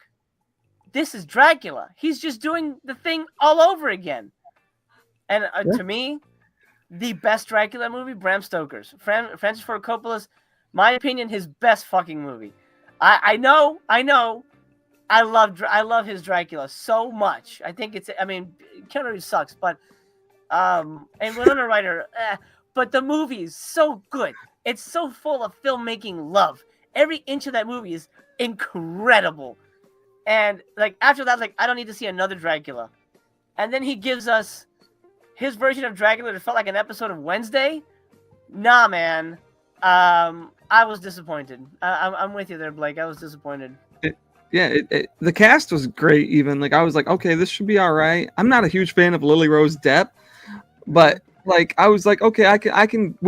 We thought about seeing 2 other movies, and I think we would have been happier with both of them than this movie because it's 2 hours and 15, 20 minutes or something, and it literally is. It's the same fucking movie, and I think what would have helped is if he would have shot it like he did The Lighthouse. Like, why not do it in black and white? Yeah, that would have been. The Lighthouse is my favorite movie he's done, and I think if he would have shot it that way and did some more like something else, I don't know. And the whole time, my old lady and I are watching it too because our friend went and saw it on like Christmas Eve, and he brought his wife and their 2 kids to see it, and one of them's only 12 years old, and I was like, oh, you're going to take them to see... Before they went and saw it, I was like, you're going to take them to see this movie? I'm pretty sure there's going to be stuff in there you're not going to want them to see because it's like a 12 and 14-year-old kid. And he's like, nah, it'll be fine. It's a remake of a movie from 1922, whatever. And I was like, I'm pretty sure like they've talked about already the graphic nudity in it. And he looked it up and he was like, oh, shit. We already bought tickets. And I was like, bro, they show tits like 5 times in this movie. They show dick in this movie. They show ass in this movie. This movie is not kid friendly at all. And she just kept looking at me every time and being like, they went and saw this? And I was like, holy shit. That was the humorous part for us. Like that kind of made it like, wow, we're just going to razz him after that because he had to feel super fucking awkward. I feel for him. I almost took my kids. I have a 9-year-old and a 16-year-old. The reason I didn't, it was just me and my wife. The reason I didn't is because I thought the movie would be boring and they would just be bored. and they were fine just waiting. And they'd be fine. I mean, they certainly didn't need to see Nosferatu's baby dick. What the fuck? Like, What the hell, dude? His fingers are like fucking massive, and then he's got this little. Why would they do that to him? They gave him like a little, like a little Vienna sausage. It must have been cold there or something. I mean, he is dead, so there's not a whole lot of blood flow. I guess, but like, then why does he need to hook up with ladies then? He's just gonna like let his shriveled up wiener hang out. And Oh god, that scene was so gross. My old lady was also really disappointed that he wasn't attractive. She wanted an attractive vampire because she read the synopsis and she was into it. And then she got there and she was like, "Why's he got that stupid fucking mustache?" Such a dumbass look. And I know he was going for the Vlad thing, but what? Look, if you drink blood, you wouldn't have that. Yeah, no kidding. There'd be blood, and they show that. And well, I don't want to do any spoilers, but it's like, man, that's so awful. It's dumb. And didn't like it. I only gave it 1 star, so it's his worst movie for me. I like all three of his, like The Northman, The Lighthouse, and The Witch are all better than Nosferatu. And now he's doing Labyrinth, so. Is that official? Did that get officially announced? Labyrinth? Yeah, they announced it like last week, right? I think they announced it last week. See, I feel he should do original shit. I don't think he should start remaking stuff. I think that's yeah. Go back to movies that start with the too. Like do that. The Labyrinth. The Labyrinth. I mean, look, Labyrinth that's a beloved ass movie. Oh yeah, God, I love Labyrinth. If first of all, you gotta find a guy that's gonna at least come close to David Bowie. Second of all, you better fucking use Muppets. There's no way you better not make that movie. Yeah, it's gonna be terrible. Yeah, there's no way he makes that movie without Muppets and thinks it's gonna be good. That's good. It's gonna be like the fucking Snow White movie that looks like a fucking train wreck already. Woo, buddy. Fucking hell, man. Oh, you know what? Let's not hire dwarves. Let's hire regular sized people. Oh wait, people hate that. Okay, let's do CGI dwarves. Yeah, now we're not hiring anybody. We're just gonna. What the fuck? God damn it, dude. Snow White looks so fucking bad. I mean, that's gonna be on Voyage. Yeah, probably. It'll be the newest movie we ever do on there. That'd be kind of funny if we did that. We could do Snow White as the first for the season. We'll have to go to the theater to watch it. Fuck, man, that'd be crazy. Ben says, I heard she was talking crap on people who work 9 to 5. Who? Sue? That would be fucking hypocritical as shit. She can't afford to pay for her hobby, but I don't know. I don't know if that's who they were talking about, but that's kind of insane. I missed a lot of comments. We went on this whole side tangent. Ben says, are you all getting Smiley Face with Anna Faris as a partner label? A stoner classic. We didn't look into it today. I certainly am not. I'm not a fan of stoner films in general. What about you, Blake? I didn't actually look too deeply into the partner labels. It might be one I get. It might not be. I don't. Like I said, I'm really cut back on partner labels. Indeed. I do like Anna Faris though. So she's great. She should definitely work more. Ben Grimm. When I work from home, I listen to commentaries. Sculder says, I always watch all extras, but I'm team member of a physical media site, so I have to anyway. Oh, you can't say which one you are, right? But if you can, let us know who you work for. Get us a discount. The freebies. Groove Godzilla says, I watch special features, but some special features, but I just watch another movie than a 1.5 hour long documentary on the movie I just watched. Also not a big commentary guy, but Cannibal the Musical has an inebriated commentary. Oh, that's fun. I can see that being pretty good. Commentaries are hit and miss for me. Like sometimes commentaries just talk the whole fucking time, and I kind of want to watch the movie and talk, like hear the talking about the movie. A lot of commentaries, like the movie will be basically dead silent. You can't even hear it. You're just listening to these guys talk. which is fine if you're genuinely interested in their opinions and stuff. But a lot of times it's like, dude, just shut up and let me see the scene. Yeah. I mean, presumably you've seen the movie already, but the worst commentary is when the guy says, "Okay, so here comes this character, and he's about to put a book down." What the fuck? You know? Don't need the play-by-play. Oh, that okay. So he had a book in his hand. Okay, that's what. I mean, yeah, it's interesting. Jason says, "I've only made short horror films so far, but I eat up special features, and you should, especially at the beginning of your career. Absolutely, it's don't even go to film school. I'm not even kidding. You can learn a lot more from special features that you can from a film school." Some of my favorite special features I've ever watched are actually from one of my favorite directors, Robert Rodriguez. He always throws a special feature on all his movies that are like 5-minute film school, and it's like just little tricks and stuff to do certain. I mean, it's fucking cool. All of his like the Mexico trilogy has it. I think some of the Spy Kids have it. Like he's got interesting stuff there, and he puts it in like easy terms, and he's just like it seems like you're having a conversation genuinely with him right in the room. It's great. You know what? I was toying with the idea of this year doing, turning this, still doing movies, physical media and stuff like that, but turning the channel more into a educational filmmaking channel. And I was inspired by, oh my God, I'm blanking on his name. Fuck. Michael Keane. Michael Keane's he started a new channel where he's writing a screenplay live or something like that. Yeah, the 90-day screenplay or 90-day screenplay. Yeah.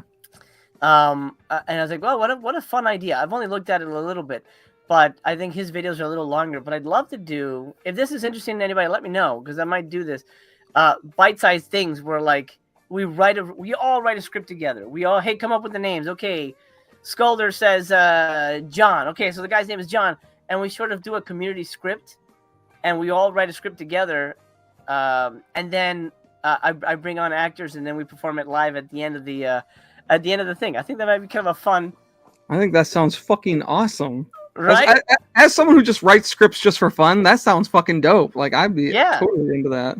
I just think it'd be a blast just to, and then we all kind of like, and we do it as an educational thing, but then I'll share my screen as we write it together, and who like, oh, they don't like that line. Okay, well, what should they say? That I think that process is so interesting, and to be able to break that down in a way that makes it tangible, I think would be interesting for people, especially film fans who don't really see that side of it. So, all right, so that's one thumbs up from Blake. Okay, well, we may be doing that. Chris, cool. I agree. Freak would sell out. At least an hour. I'm sure it would be gone so quick. I'd buy more than one, because I'd like to give that as a gift to someone that I know who's been wanting that movie too, and he wouldn't even think of BS. And if it came out, I would buy it, and he would be so fucking surprised. I love it. Absolutely should sell. New VS partner label on Melusine, Wicked Pictures. That'd be great. Did you hear the thing about the Wicked toys, Blake? Oh, the doll that was the Wicked site. Yeah, you're getting super millions of dollars.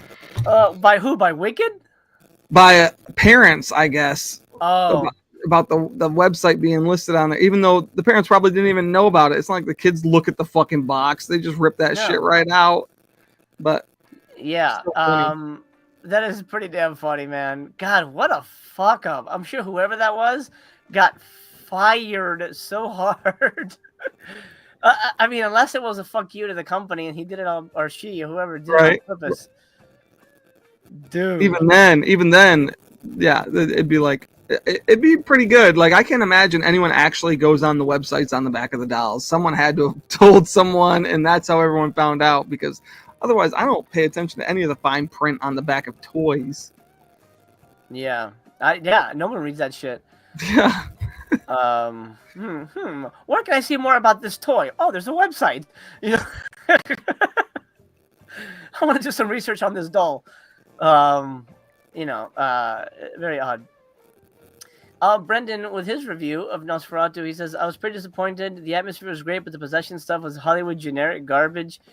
The possession stuff didn't make any sense. And that's another element that pissed me off. In the beginning, Demons! like she's like, oh, she's doing one of these things. The scene where she's talking to him but still standing up is still going all like Yeah. convulsing. Like what? I'd be like, cut. Oh, what are you doing? What's wrong with you? Are you okay? Let's take you to the hospital. Um, one element story-wise that he did change but didn't make any sense. In the beginning, she's like, come to me, my love, my dark angel, whatever. And then she somehow spiritually connects with Nosferatu, right? How the fuck did she do that? How did she know? She just called and he goes, oh, yo, I'm here. I hear you from far away. And if that was the case, why did he need fucking Jonathan Harker, whatever the hell they call him in this movie, to go get him and like sign some documents? He didn't even go get him either. It's idiotic. The more I think about the movie, actually, the more I dislike it. Like, he's in a lucky position where Eggers can basically, no matter what, he's gonna have people who go into his movies automatically determine that they're gonna like his movie. It doesn't even matter if it's good or not. He has enough of a fan base that's gonna go in there and be like, yeah, that was fantastic. That was so good. Oh, he was so artsy. The shadows were great. The cinema, like, he's just in that lucky spot. Even only having like 4 movies to his name, like 4 real productions to his name, he still is in that lucky, like, golden position of no matter what, people are going to like his films because it's already predetermined in their mind that they are going to like those films. For sure, and I'd love to have fans like that as well. It helps with a career, but yeah, I think it missed the mark. Everything from here's a good reference. DJ Depression says a lot of the appeal of the original Nosferatu for me is the look of the vampire. How do you botch that? Nosferatu looks like so unique. And what did we get? A wrinkled dude with mustache? What the fuck? I really can't understand the mustache. That threw me off so much. I was like, what? And it's like a huge fucking mustache too. And like sometimes he spoke and I didn't understand what he said because he's trying to do that whole la la la, like fucking rolling his fucking words. It's like, dude, shut up and just speak plain English. Yeah, and what's his face? Pennywise. I mean, he's a good actor and he does disappear in the role, but you could have hired anybody to do that. I was just gonna say that literally, and my old lady didn't even know it was him, even at the end of the movie. Right. She didn't know. I had to tell her. And that's great. I mean, that's cool that as an actor he can disappear, but why would he want to do that? It's like why do they pay Vin Diesel millions of dollars to say I am Groot? yeah, exactly. Like millions. I love Vin Diesel. Yeah, come back. We're doing we're doing a new Guardians of the Galaxy. When can you come in? I only have like 20 minutes. Oh, that's perfect. Just come on in. All right, ready? Okay, let's get you set up with the mic. You want some coffee? No, I'm good. All right, here we go. Here's your line. Okay, great. I am Groot. Okay, great. Thanks, guys. See you at the next one. Yeah, here's $20 million. There you go. Thanks. I mean, the easiest fucking job in fucking movie history. To be famous and just have to do that. That's sort of the irony of being famous. You want to get to a point where you can afford all this fancy shit, but once you get there, people give it to you for free. That is the I mean, I guess that's the plus side. But then what do you spend your money on? You gotta be like Nicolas Cage and buy fucking tiger teeth or whatever the shit he buys. So he has to do a whole bunch of random movies to pay off his debts. But anyway, I digress. Vinegar Syndrome sale, yay! Woo, sale. I think I changed my mind. I don't think I'm going to be buying Criminally Insane or Touch. Mainly because I don't think I'll be revisiting them as much as I would like. So yeah, I don't think I'm grabbing anything here. It's a good price on Touch, man. And it's an Elmore Leonard movie too, so... It is a good price. I agree with you there, but it wasn't my favorite movie. I mean, if it was like... Well, Red Rock West sold out, but that was incredible. Yeah, I think I'm gonna hold off.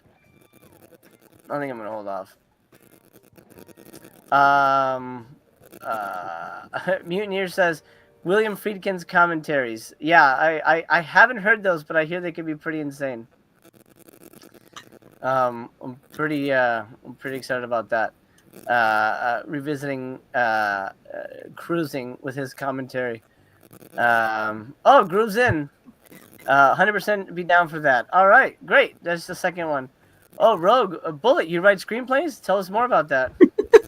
I do, just for fun though. Like, I haven't put any into production or anything, but just fun stuff. We wanted to make a movie a long time ago, and I shit you not, like, we went through so many drafts of this screenplay and had the sequels all planned out and everything. Just young stuff, but I haven't actually penned one in a long time, like from start to finish. I've just toyed away at them. I have like software for writing it and everything too. Like I really get into it when I'm into it, but just been really busy. That's awesome, man. Yeah, I mean, once you really dig into it, it becomes a dig thing. My big goal for this year, I'm gonna write a new script every month, and my goal, I'm saying it out loud now to speak it into existence. I'm gonna sell a script to Blumhouse. That's my goal for this year. Luckily, I have an in because I know the head of development, and he'll read anything I send him. I'll send him the pitch, and he goes, "Oh yeah, send it." And he'll say, "Oh, this doesn't really work for us, but it was fun, but not really for us." So I'm targeting that market, and I'll tell you why. Blumhouse is the biggest, maker of, horror movies nowadays. And I do have the with the reading department. That is the biggest hurdle, getting them to read. So that's my goal for this year. I've got a whole bunch of fun ideas lined up, and that's what I will be doing. And hopefully, potentially stepping away from Asylum to do things bigger and better. That's my big filmmaking goal for the year. Jason says, "Hell yeah, I would love videos about filmmaking." All right, great. Jonathan Shankup. Sorry if I butchered that. I want to make a YouTube channel spending 30,000 on movies and live watching them all with no sleep. You could probably pull that off. You just can't show the movies on screen because YouTube will take it down. And now this says, that would be great because I don't know how to write one, and it'll be interesting to know how to and how detailed it has to be. Okay, great.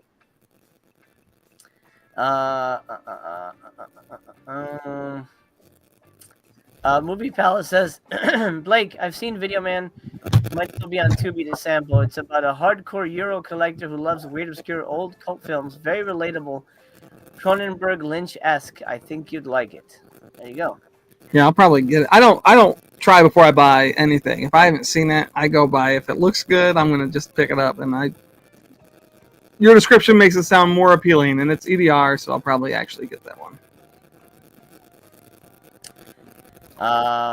Well, there you go. That's one sold.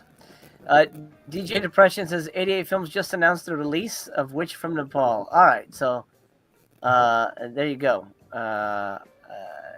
They're putting that one out as well. It makes sense to me.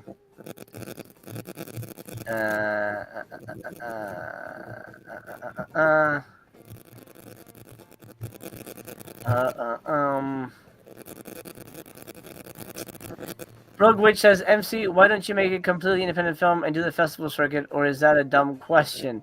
Not a dumb question. I have done, most of my films have been independent outside of the Asylum, and I've done the festival circuit. The problem is it's a grind, and you have to get into the festival to do the circuit. And a lot of the festivals, a lot of the smaller ones are fine, but a lot of like the big festivals that really make an impact on your movie. Here's the thing: you send a movie to a festival. Here's what's going to happen. It plays in a theater to maybe 5 people, and those 5 people are not going to be agents or sellers or distributors or anything. Those distributors and buyers and agents, they go to the big ones. They don't go to the Sheboygan Film Festival. You know, they don't go to horror junkie film fest or whatever. And by the way, those are real film festivals, and I don't mean to disparage. I'm just picking shit out of my ass. They go to Sundance, they go to TIFF, they go to Man. all the big ones. Those are where you hear, oh, this sold for blah blah blah. Oh, this movie got picked up by Shudder, blah blah blah. So, but to get into those, you need heavy duty. You can't go in with, oh, I made a movie with my cousins. You need to have somebody backing you, either a big name or a studio has already secretly purchased it and they're sponsoring it. Or you need to know somebody at the studio. It becomes very political. Or you have to have like Kate Blanchett in your movie or something to really make a dent in those kind of things. But ultimately, the festival circuit is just a pat on the back. Hey, we got into the Tennessee Bilbo Baggins Fest or whatever. And then if you get an award, cool. They'll send you like a little plaque or whatever. But it's not going to get you any closer to getting your movie out into the world because distributors don't give a shit about that. That is the reality of it, unfortunately. So the festival circuit, it's great, but you have to have a movie that's really going to play hard at the festival circuit, and a lot of movies just can't do that. Unfortunately. All right, I think we're over 2 hours here, and I think we're done covering day one. Here's what's on sale. I don't think anything's gonna sell out of this bunch. Prophecy for $40-something. That's a lot. I'm hearing a heartbeat. Is that you? She's tapping on the glass. Yeah. Oh, that's what it was. Okay. It's like a heart. Yeah, I don't think anything's gonna sell out. I think you guys will be fine. Partner label wise, I don't know where we are with Satan War. This is at 2,000, so I think it'll hold, at least for a day. I can't imagine anything else will sell out from here. Maybe the Canyons, but that's not really selling that fast. So I think you're all right. You buy the movie or look it up online. You know the sites to go to see certain things. But I think Bullet Blake 100% recommends Jacker and Jacker 2. Absolutely not. Nope.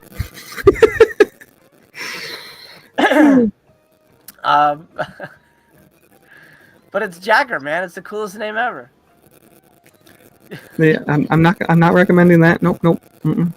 Yeah. I've been recommending less and less after the whole Ninja Justice. What a fun time that was. Yeah. That's the best. You guys gotta get it. Ninja time.